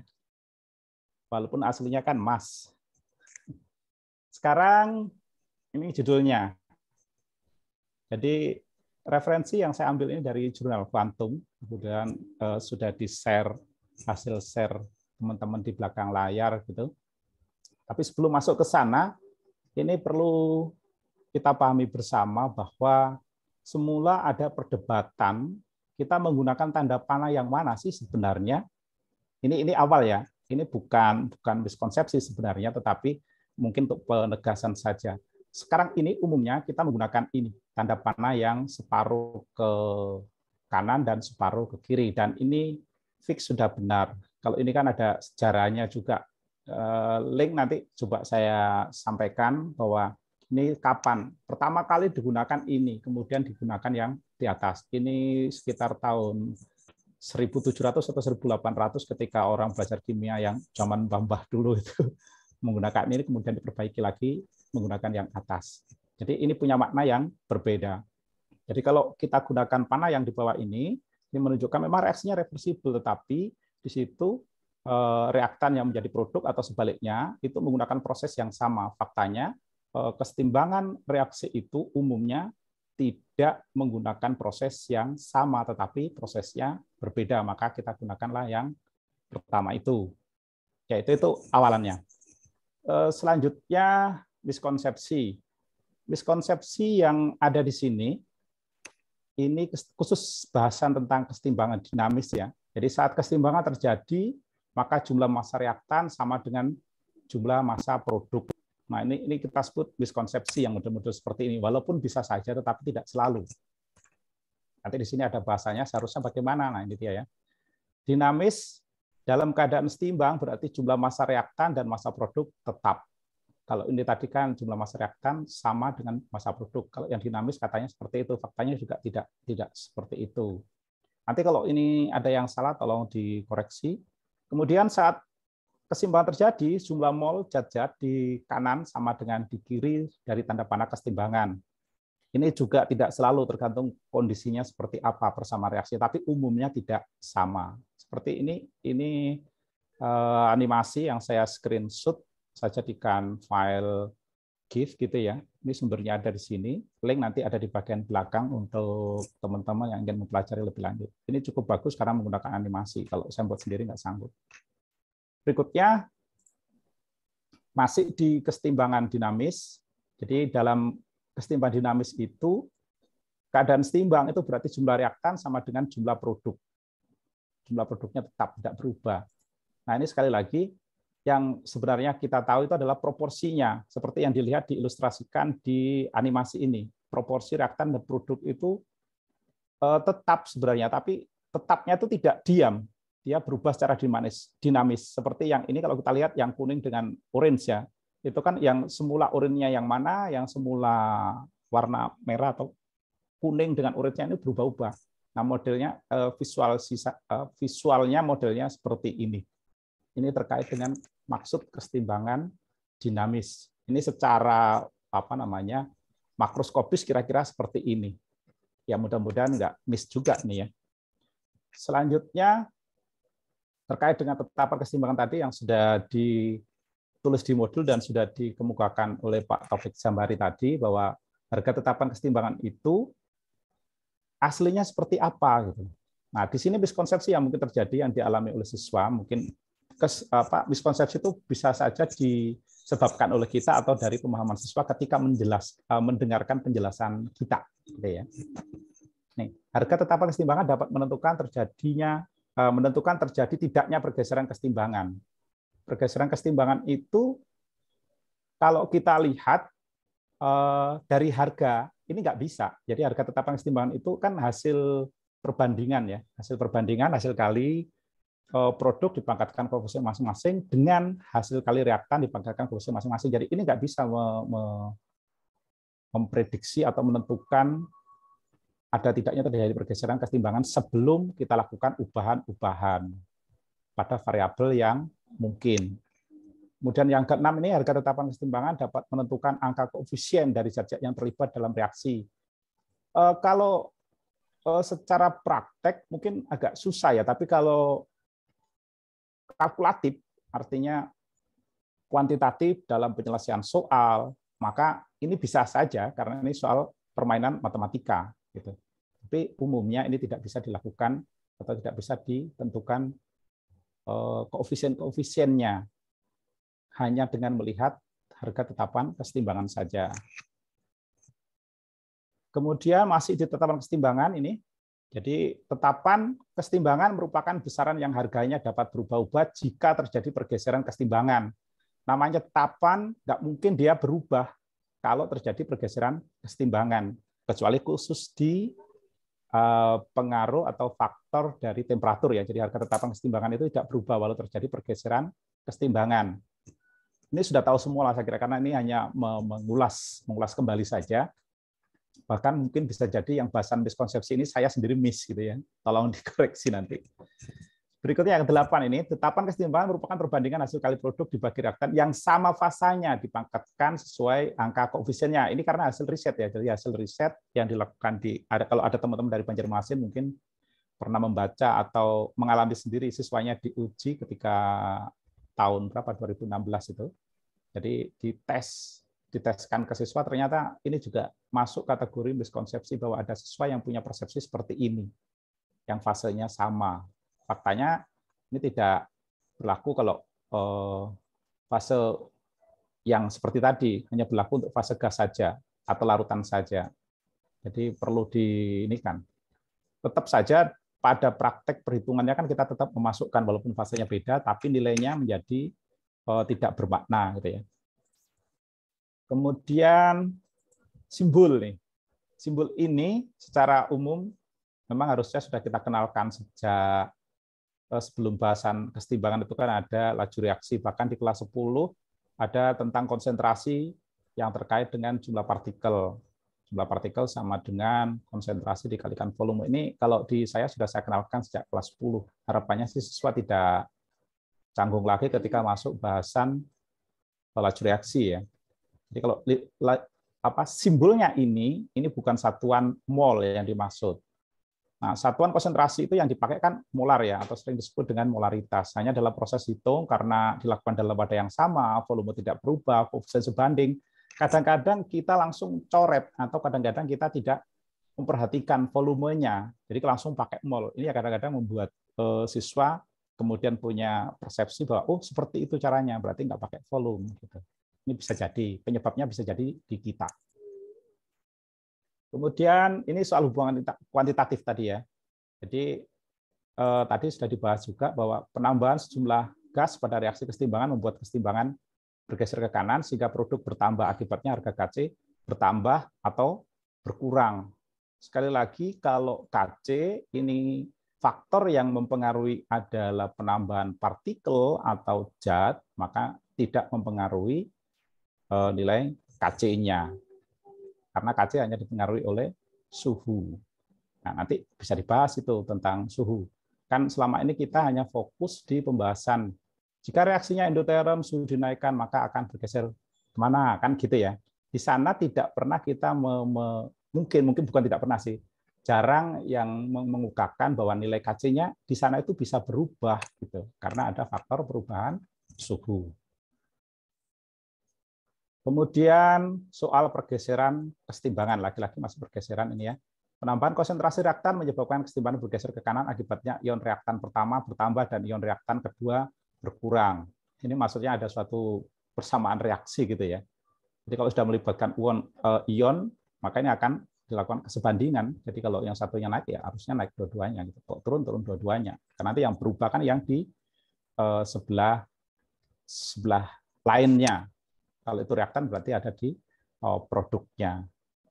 Kemudian yang ke-12, penambahan konsentrasi reaktan menyebabkan kesetimbangan bergeser ke kanan, akibatnya kedua reaktan bertambah. Kalau kedua reaktan bertambah, ini kan penambahan ketika kita menambahkan konsentrasi pada sisi kiri atau reaktan, memang sesaat dia akan bertambah, tetapi begitu kita campurkan, langsung berubah, dia akan berkurang jumlahnya dan akan membentuk produk hingga tercapai kesetimbangan yang baru. Walaupun nilai KC-nya tidak mengalami perubahan. Sekali lagi tolong dikoreksi kalau ini keliru. Kemudian masih lanjutan itu, jadi kalau tekanan diperbesar, ini tekanan ya yang tadi sudah dibahas oleh Pak Taufik. Tekanan diperbesar ini kan punya makna volume diperkecil ya. Mengakibatkan reaksi menjadi lebih cepat sehingga kesetimbangan bergeser ke produk. Tekanan ini kira-kira mengakibatkan reaksi yang lebih cepat atau tidak gitu. Padahal kita tahu bahwa perubahan tekanan dalam kesetimbangan itu tidak mengubah laju reaksi. Dia hanya menghilangkan aksi yang ada dengan memberikan reaksi sehingga menjadi seimbang kembali. Kalau terkait dengan reaksi yang lebih cepat, ini kalau bahasanya terkait dengan laju reaksi berarti ke nilai biasanya dibahas di bahasan faktor katalis. Gitu ya. Yang ke-14, tekanan diperbesar pada reaksi kesetimbangan mengakibatkan kesetimbangan bergeser ke arah koefisien yang besar. Ini kebalik ya dari pernyataan yang ada ini. Kalau tekanan diperbesar, maka volume kan biasanya mengecil. Kalau volumenya mengecil atau diperkecil, otomatis kesetimbangan akan bergeser ke zat yang ke zat atau gas yang memiliki jumlah koefisien yang lebih kecil. Jadi kalau besar, tekanan besar, volume diperkecil berarti bergeser ke koefisien yang lebih kecil. Kalau tekanan diperkecil, volume diperbesar, maka kesetimbangan akan bergeser ke sisi yang memiliki jumlah yang baliknya. Ini yang mungkin terjadi. Hasil inventaris. Kalau dari luar negeri juga kurang lebih sama sebenarnya. Dari hasil riset dilakukan di Indonesia ternyata ya begini juga gitu ya. Masih di pergeseran kesetimbangan, ini peran katalis tadi ya. Peran katalis dalam reaksi kesetimbangan untuk mempercepat tercapainya kesetimbangan dengan memperbesar KC. Sampai di bagian sini, ini mungkin benar, tapi memperbesar nilai KC ini enggak. Jadi katalis tidak memperbesar nilai Kc. Kalau mau memperbesar nilai Kc, mananya adalah di faktor suhu. Peran katalis dalam reaksi kesetimbangan kimia untuk mempercepat tercapainya kesetimbangan dengan mempercepat reaksi dengan cara menggeser kesetimbangan. Ini bukan menggeser kesetimbangan lagi. Jadi katalis itu kan hanya berpengaruh pada naik turunnya dari sisi kiri atau kanan reaksi terkait dengan energi aktivasi ya, terkait dengan energi aktivasi. Kemudian berikutnya masih di pergeseran kesetimbangan. Nah, di sini ada kaitannya dengan faktor suhu. Jika suhu dinaikkan pada reaksi endoterm, maka kesetimbangan bergeser ke koefisien yang lebih besar. Kalau suhu fokusnya adalah mana reaksi endoterm, eksoterm saja, tidak terkait dengan koefisien. Ini jangan sampai nanti ini dicampur adukkan di faktor yang lain ya. Kemudian suhu tidak berpengaruh pada pergeseran kesetimbangan. Suhu mempengaruhi kesetimbangan, bahkan dia mempengaruhi nilai Kc-nya ya. Karena di suhu itu ada nilai aktivasi dari suatu reaksi ke kiri dan ke kanan. Ini reaksi ya. Ini hubungannya ini ya, ada energi aktivasi, jadi K, jadi kalau pakai rumus yang ini, ada faktor tumbukan, ini bilangan natural ya, kemudian energi aktivasi. Di sini kan tampak bahwa hanya T yang bisa mengubah nilai K. Kemudian pergeseran kesetimbangan. Jika volume diperbesar, kesetimbangan bergeser ke ruas yang mempunyai jumlah partikel atau koefisien yang kecil. Ini beberapa jelas sebenarnya sudah selesai sih di bagian awal tadi sudah selesai, hanya kadang dari hasil dari hasil pengumpulan ternyata ini masih dijumpai pemahaman siswa yang modelnya seperti itu gitu. Nah, nanti ini slide saya sudah selesai sampai di sini, hanya saja saya mau tambahkan, mudah-mudahan tampak di situ ya. Ini semacam ringkasan. Ini saya dapat dari YouTube ya, nanti linknya saya coba carikan ini. Tapi kalau diketikkan judul ini saja langsung ketemu nanti. Ini ada suatu ringkasan yang mungkin akan lebih mudah dipahami oleh siswa. Penambahan katalis ini kasih atasnya itu, atau linknya saya tunjukkan saja.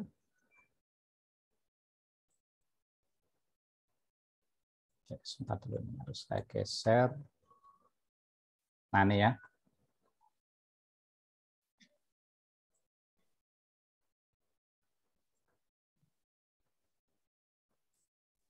Jadi penambahan katalis itu apa yang terjadi atau apa sih itu kok nggak kelihatan saya ini kalau judulnya kayak gitu tuh. Bentar. Nah, ini langsung berubah. Nggak kelihatan. Bentar dulu ya. Nah, nih. Arah pergeseran. Ini kalau kecil gini malah kelihatan ya. Jadi katalis itu tidak mengubah pergeseran kesetimbangan. Jadi nggak ngefek sama sekali. Produknya mana yang bertambah atau berkurang nggak ngefek. Nilai K juga tidak. Kalau yang ini kan sudah kita bahas ya. Ini semua sudah kita bahas tadi. Nah, di bagian temperatur ini menarik sebenarnya karena jarang sekali lagi untuk efek temperatur yang dikaitkan dengan perubahan nilai Kc-nya. Karena kita tahu bahwa Kc itu hanya dipengaruhi oleh temperatur gitu kan. Kita biasanya hanya sekali lagi kalau reaksinya endoterm ditambahkan suhu maka bergeser ke arah kanan karena reaksinya endoterm gitu kan. Nah, nanti di sini efek berikutnya adalah temperatur mengalami penurunan. Otomatis nilai Kc-nya akan meningkat dan seterusnya. Ini linknya nanti bisa saya share. Kemudian terkait dengan tadi ada bahasan berapa sih sebenarnya ambang batas nilai K sehingga suatu persamaan reaksi itu dianggap merupakan reaksi berkesudahan. Dari link yang pernah saya telusuri, di sini linknya juga sudah ada ini di blog saya ringkaskan di sana, bahkan nilai Kc-nya lebih besar dari 1000, maka jumlah produk itu mendominasi reaktan. Reaksi berlangsung hampir selesai, nyaris selesai. Tapi dari sini kemudian disimpulkan, kalau sudah nilai Kc-nya di atas 1000, maka dianggap berkesudahan. Anggapannya ini ya. dianggap. Karena apa? Jumlah produknya jauh lebih banyak atau mendominasi, sementara reaktannya sedikit. Nah, sekarang kalau Kc-nya di bawah atau lebih kecil dari 1/1000, maka jumlah reaktan mendominasi dari produk reaksi hampir tidak terjadi sama sekali. Jadi ini punya makna yang model seperti ini. Di referensi yang saya baca, ini jarang kita jumpai ini ya. Kemudian jika nilai Kc-nya antara 10⁻³ atau 1/1000 sampai 1000, maka konsentrasi reaktan dan produk keduanya cukup signifikan. Yang kemudian kita bisa katakan bahwa bersama reaksi itu atau reaksi itu mengalami kesetimbangan. Terus ada pendapat yang sedikit berbeda di sini, tapi kurang lebih sama ya. Jadi hanya beda nilai saja. Ini link referensinya, coba dicari saja bukunya ini, pengarangnya ini. Penetapan kesetimbangan itu kalau nilainya di sini di atas 1000, reaksi ke kanan lebih disukai dibandingkan reaksi yang ke kiri.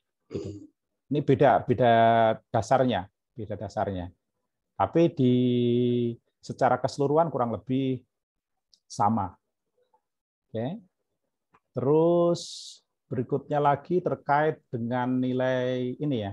Ini mungkin ada yang memperdebatkan apakah tetapan kesetimbangan itu mengalami perubahan bila suatu persamaan reaksinya itu di 2 kali lipatkan dan sebagainya. Kemudian debatlah nilai Kc itu kan besaran intrinsik ya. Seperti halnya kalau kita tahu konsentrasi itu besaran intrinsik. Kalau kita ambil satu drum, ambil satu gelas, konsentrasinya dianggap sama walaupun secara jumlah dia berbeda gitu.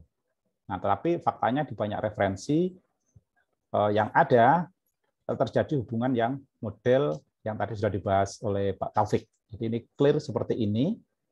Jadi kayak kalau kita lihat ini, bila reaksi merupakan hasil penjumlahan dari 2 reaksi lain, maka nilai K adalah hasil kali dari K kedua reaksi tersebut. Dan seterusnya ini kita sudah bahas di beberapa buku kayaknya. Sudah kita baca di beberapa buku. Kemudian di sini, ini ada ilustrasi. Kalau tadi, ini di video ya. Mulai kita bisa lakukan dengan mudah ini, bahwa analogi reaksi kesetimbangan bisa dipraktekkan dengan model seperti ini di video ini. Nah, ini saya percepat saja. Ini kan jelas ya, ini teman-teman saya yakin sudah pernah melakukan yang seperti ini. Kalau yang dipindahkan itu sama atau yang berubah sama, otomatis terjadilah kesetimbangan. Tapi kalau volume yang digunakan, gelas yang digunakan berbeda, maka suatu ketika dia akan menjadi tidak seimbang lagi gitu ya. Ini kalau saya teruskan nanti sekali lagi linknya ini bisa kita telusuri sendiri ya. Nah, ini contohnya.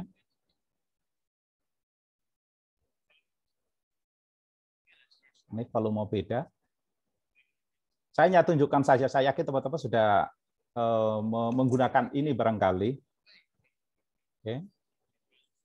Kemudian saya biasanya suka pakai video-video seperti ini saja karena saya kategorinya kan guru malas juga. Nah, ini mungkin sekilas tadi ada teman bagaimana kita tahu atau suatu persamaan reaksi. Saya sekilas sih tadi membaca ya, walaupun belum untuk pertanyaan-pertanyaan itu. Sekilas tadi ada termasuk dengan ini kan contoh reaksi kesetimbangan yang sangat umum yang digunakan di beberapa buku. Jadi pengamatannya adalah dari perubahan warna. Kalau yang ini perubahan warna, jadi menambahkan konsentrasi, mengurangi konsentrasi, dan seterusnya. Ini kalau ini adalah terkait dengan tekanan dan volume. Ini reaksi yang ini ya, di nitrogen tetraoksida menghasilkan ini. Ini dari perubahan warna. Pengamatannya dari perubahan warna. Kemudian ini efek temperatur. Ini reaksinya kalau nggak salah kurang lebih sama nih ya, reaksi pembentukan gas nitrogen dioksida juga kayaknya. Kurang lebih seperti ini. Ini kalau kita klik kan muncul ya, dimasukkan dalam air, es dan seterusnya. Modelnya seperti itu. Saya biasa suka pakai begini saja karena praktis, cocok buat saya yang malas. Nah, ini yang tadi ya. Saya pikir itu saja. Mungkin ada tanya jawab atau koreksi-koreksi yang perlu dilakukan sehingga diskusi kita ini ada memberikan nilai positif buat kita bersama. Mungkin dari saya cukup sekian, selanjutnya saya sampaikan atau saya kembalikan ke moderator. Monggo, Bu Baik. Baik, terima kasih Pak Urip. Baik Bapak Ibu, peserta bedah modul PKB Kimia sesi 4, telah kita ikuti bersama pemaparan materi oleh kedua narasumber kita yang sungguh luar biasa. Dihaturkan terima kasih kepada Bapak Taufik Zamhari dan Bapak Urip. Langsung saja Bapak Ibu hadirin, kita masuk ke acara berikutnya, yaitu sesi tanya-jawab. Mekanisme untuk sesi tanya-jawab kita bisa dengan raise hand terlebih dahulu atau melalui kolom chat. Dan bagi 3 orang penanya di sesi pertama, nantinya akan mendapatkan door prize berupa buku small scale kimia dari Ibu Laurencia. Nanti setelah acara ini, bagi yang mendapatkan door prize dapat langsung menghubungi Ibu Laurencia. Baik, untuk sesi pertama, saya buka 3 orang penanya terlebih dahulu. Tadi kebetulan sudah ada juga di kolom chat beberapa pertanyaan, karena ini belum ada yang raise hand ya. Saya bacakan dulu untuk penanya yang pertama. Tadi sempat disinggung juga oleh Pak Urip, dari Bapak Wahyu Mulyana. Untuk pertanyaan pertamanya tadi, bagaimana cara menunjukkan ke kanan dan kiri dalam realita reaksi? Pertanyaan yang kedua masih dari Bapak Wahyu Mulyana, bagaimana cara menunjukkan pengetahuan faktual terkait faktor-faktor yang mempengaruhi keseimbangan gas? Apa mau dijawab langsung Bapak Urip atau Bapak Taufik? Langsung saja, mungkin Pak Taufik dulu. Monggo. Kelihatannya tadi beberapa sudah terjawab oleh videonya Pak Urip, yang misalnya yang ke kiri ke kanan itu memang bisa kita amati dari beberapa percobaan ya. Misalnya tadi percobaan reaksi ion tiosianat itu nanti kalau reaksinya warnanya lebih terang, lebih gelap gitu ya, lebih gelap atau lebih terang, itu nanti bisa menunjukkan reaksinya bergeser ke kanan atau ke kiri. Atau yang reaksi gas tadi yang kita menggunakan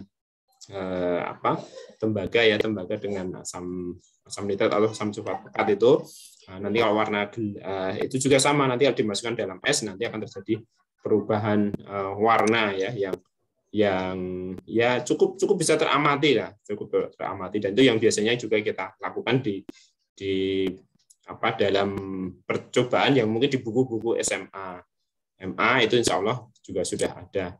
Nah, itu juga tadi menjawab tentang pertanyaan yang kedua, bagaimana kita memfaktualkan.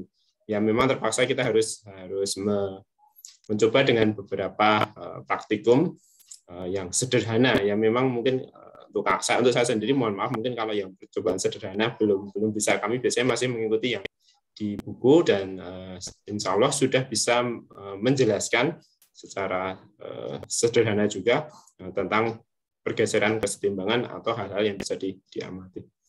Saya rasa itu Bu, mungkin ditambahkan Pak Urip. Monggo Pak Urip. Iya, yang tadi ya sudah clear saja. Saya kira kalau mana yang reaksi ke kiri ke kanan ya memang yang paling mudah memang ditampilkan atau ditunjukkan dari ciri-ciri sifat fisikanya, yaitu perubahan warna. Yang paling nyata itu, karena yang paling, dan sekali lagi video-video yang muncul di YouTube dari teman-teman mungkin sudah ada yang membuat. Saya pikir itu sangat membantu kalau kita memang tidak memadai sarana prasarananya ketika melakukan praktikum gitu ya. Di YouTube sudah cukup banyak. Kalau saya seperti yang tadi kasus yang ini ya, coba saya share screen kembali sedikit, nggak lama ini, sebentar aja. Yang ini tadi, ini cukup jelas. Kalau teman-teman misalnya ini kan videonya dalam bahasa Inggris ya. Kalau teman-teman meniru kemudian ini dijadikan bahasa Indonesia atau sudah yang membuat berbahasa Indonesia akan lebih bagus lagi. Ini kan tinggal diklik di sini ya secara teorinya.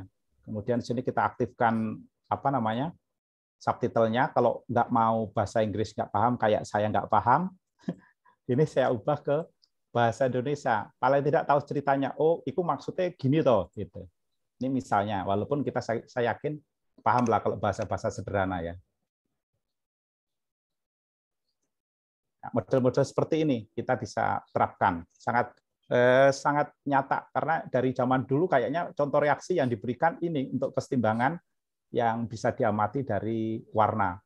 Cuman kalau kuantitatif, kalau warna kan relatif ya, jadi nggak bisa. Kalau di sini mungkin kualitatif saja gitu.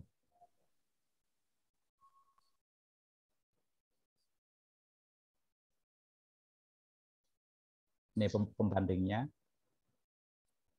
Kalau teman-teman berminat nanti saya coba, atau coba cari saja dengan menggunakan kata kunci pengaruh perubahan apa terhadap kesetimbangan gitu ya.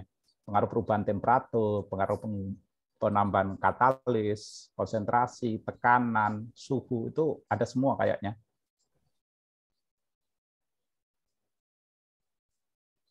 Ini akan menambah konsentrasi Fe3+ yang ada di sini. Terus direaksikan, hasilnya seperti apa. Memang capek sih. Gitu. Saya pikir itu ya. Mungkin cukup kalau ada respon balik mungkin. Iya, tadi sempat Bapak Wahyu Mulyana raise hand. Apakah Bapak masih ada di sini? Pak Wahyu? Ya, mudah-mudahan sudah bisa terjawab ya Pak. Oh ya, ini Pak Wahyu Mulyana. Oh ya. Oke, mudah-mudahan sudah cukup jelas. Baik, tadi ada penanya kedua yang juga melalui kolom chat, ada Ibu Dewi. Pertanyaan dari Ibu Dewi, untuk reaksi kesetimbangan heterogen yang melibatkan air, bagaimana efek pengenceran atau penambahan air terhadap arah pergeseran reaksi kesetimbangan? Monggo Bapak Taufik atau Bapak Urip. Ya, Pak Taufik dulu. Oke. Yang dari saya ya, nanti akan mungkin digambarkan Pak Urip yang secara visualnya. Jadi kalau pergeseran reaksi kesetimbangan, kalau kemudian di situ ada sistem heterogen, di dalamnya ada air, kemudian ditambahi air. Ya, yang pertama bahwa di situ kan terjadi proses pengenceran atau terjadi proses penambahan volume. Maka sesuai dengan kalau sesuai dengan teorinya asas Lekatri tadi, bahwa kalau volumenya diperbesar, ya kan, kalau penambahan air itu kan berarti penambahan volume, berarti volumenya diperbesar, maka nanti kesetimbangan akan bergeser ke jumlah molekul yang besar. Ya. Itu sepaham saya, setahu saya. Jadi faktor penambahan air di dalam reaksi yang heterogen juga tetap akan berpengaruh. Kecuali kalau mungkin nanti wadahnya tetap ya sama, itu mungkin bisa tetap. Tapi kalau itu kemudian berpengaruh terhadap jumlah, bukan terhadap jumlahnya tetap ya, senyawanya tetap, tapi terjadi penambahan volumenya itulah yang kemudian mempengaruhi terjadinya pergeseran sesuai dengan asas Lekaternya. Saya rasa itu mungkin nanti ditambahi Pak Urip atau dibetulkan, monggo. Iya, kayaknya itu bahasan pengenceran itu nyaris nggak tersentuh ya di SMA selama ini. Atau teman-teman ada yang membahas itu? Jadi efek efek pengenceran terhadap kesetimbangan gitu. Saya barusan gimana? Ya, kadang di sistem heterogen itu karena yang lainnya itu kan padat, dia tidak terpengaruh oleh faktor penambahan airnya. Misalnya di situ ada faktor heterogennya dilalah ya, bahasa Jawanya di situ faktornya solid sama aqueous gitu. Nah, kemudian yang solid ini kan nggak berubah. Ini yang kemudian biasanya menjadi dasar, wah ya ini harga K-nya atau kesetimbangannya tidak bergeser karena yang padat ini tidak. Tapi satu sisi yang aqueous, dia kan mengalami proses penambahan air, volume gitu ya. Berarti volumenya bertambah. Kalau volumenya bertambah, maka sesuai dengan asal katalis tadi yang kita sampaikan, dia bergeser ke jumlah molekul yang besar. Tapi monggo itu teman-teman, biasanya saya juga debatnya di situ, monggo mungkin ada yang punya dasar.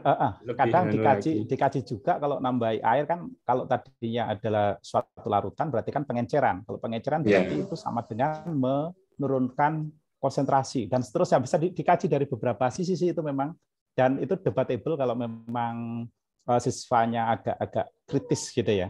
Bagus juga seperti itu. Tapi yang tadi sudah cukup kalau menurut saya. Oke, baik. Demikian Ibu Dewi, mudah-mudahan bisa menjawab dari pertanyaan Ibu Dewi. Lalu ada pertanyaan berikutnya, masih dari kolom chat, dari Pak Iwan Rosadi. Pernah ada siswa yang bertanya, bagaimana cara mengukur konsentrasi suatu zat pada keadaan setimbang? Monggo Bapak Urip dan Bapak Taufik. Ayo Mas Taufik Disian. Ya, ini sama. Saya juga belum tahu. Memang maka ketika kita memberikan data itu memang harus menggunakan. Saya kadang ya tadi searching dulu kemarin waktu untuk materi ini aja ya, instruktur itu kami harus terus untuk yang ditanyakan itu sama. Murid saya juga tanya gitu, kami pasti kesulitan. Mungkin kalau di tingkat perguruan tinggi bisa menggunakan mungkin pakai AAS kah, atau mungkin pakai spektrofotometer sehingga itu bisa mendeteksi konsentrasi pada reaksi-reaksi kimia. Tapi kalau memang untuk yang tingkat kami gitu ya di SMA mungkin belum sejauh itu. Tapi itu adalah pertanyaan yang kritis dan monggo kalau memang dari teman-teman ada yang tahu, itu menjadi solusi bagi kita bersama.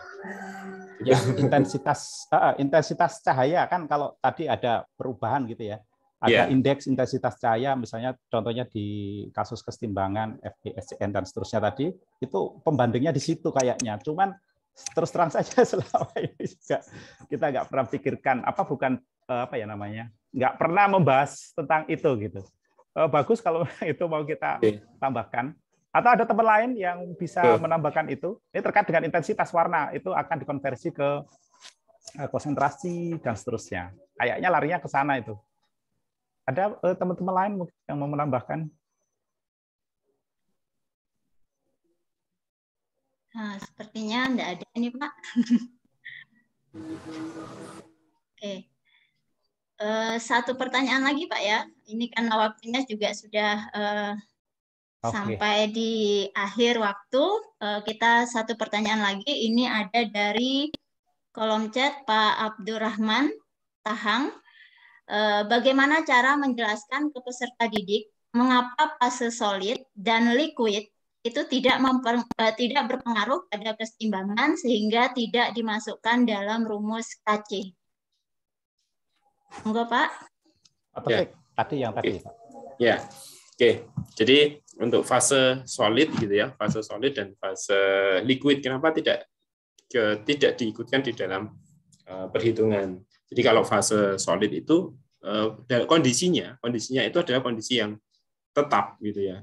Ketika dia berada di dalam kondisi yang tetap, maka kemudian dia apapun yang terjadi dia ya kondisinya semacam itu, sehingga dia kemudian tidak menjadi faktor yang kemudian masuk ke dalam perhitungan kesetimbangan.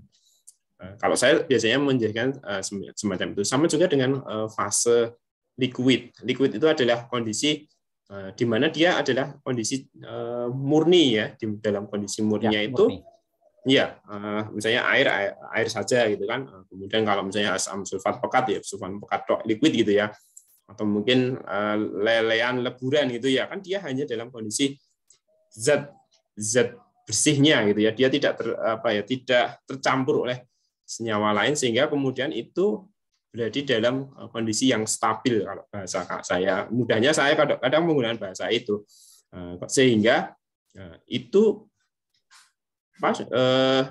di kondisi awal maupun di kondisi air itu dia tidak banyak atau bahkan mungkin tidak berubah, tidak rusak lah bahasa saya, sehingga kenapa dia di dalam perhitungan itu tidak dimasukkan di dalam perhitungan harga K-nya, harga tetapan kesetimbangan.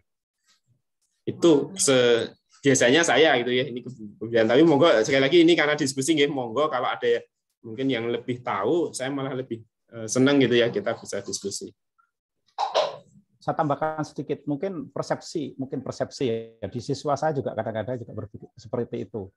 Misalnya Pak, itu kan ada cairan larutan ditambahi padatan.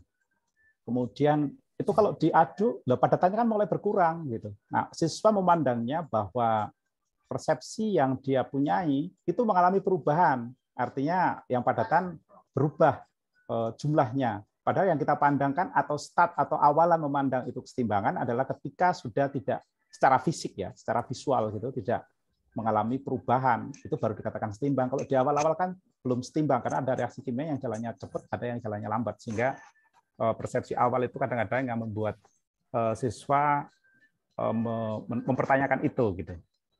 Dari kesetimbangan itu kan tidak langsung, ada yang mungkin sekonyong-konyong langsung jadi setimbang, ada yang butuh proses kemudian diamati. Nah, kayak gitu itu mungkin perlu diperhatikan juga mungkin.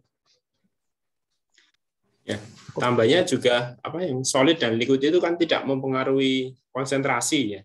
Karena tadi yang dari Pak Urip itu kan dia kan kondisinya tetap gitu, jadinya tidak mempengaruhi konsentrasi sehingga dia tidak masuk dalam perhitungan harga K-nya.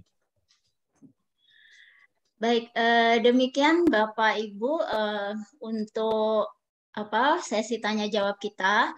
Ini karena waktu sudah melebihi atau melampaui dari jadwal semula.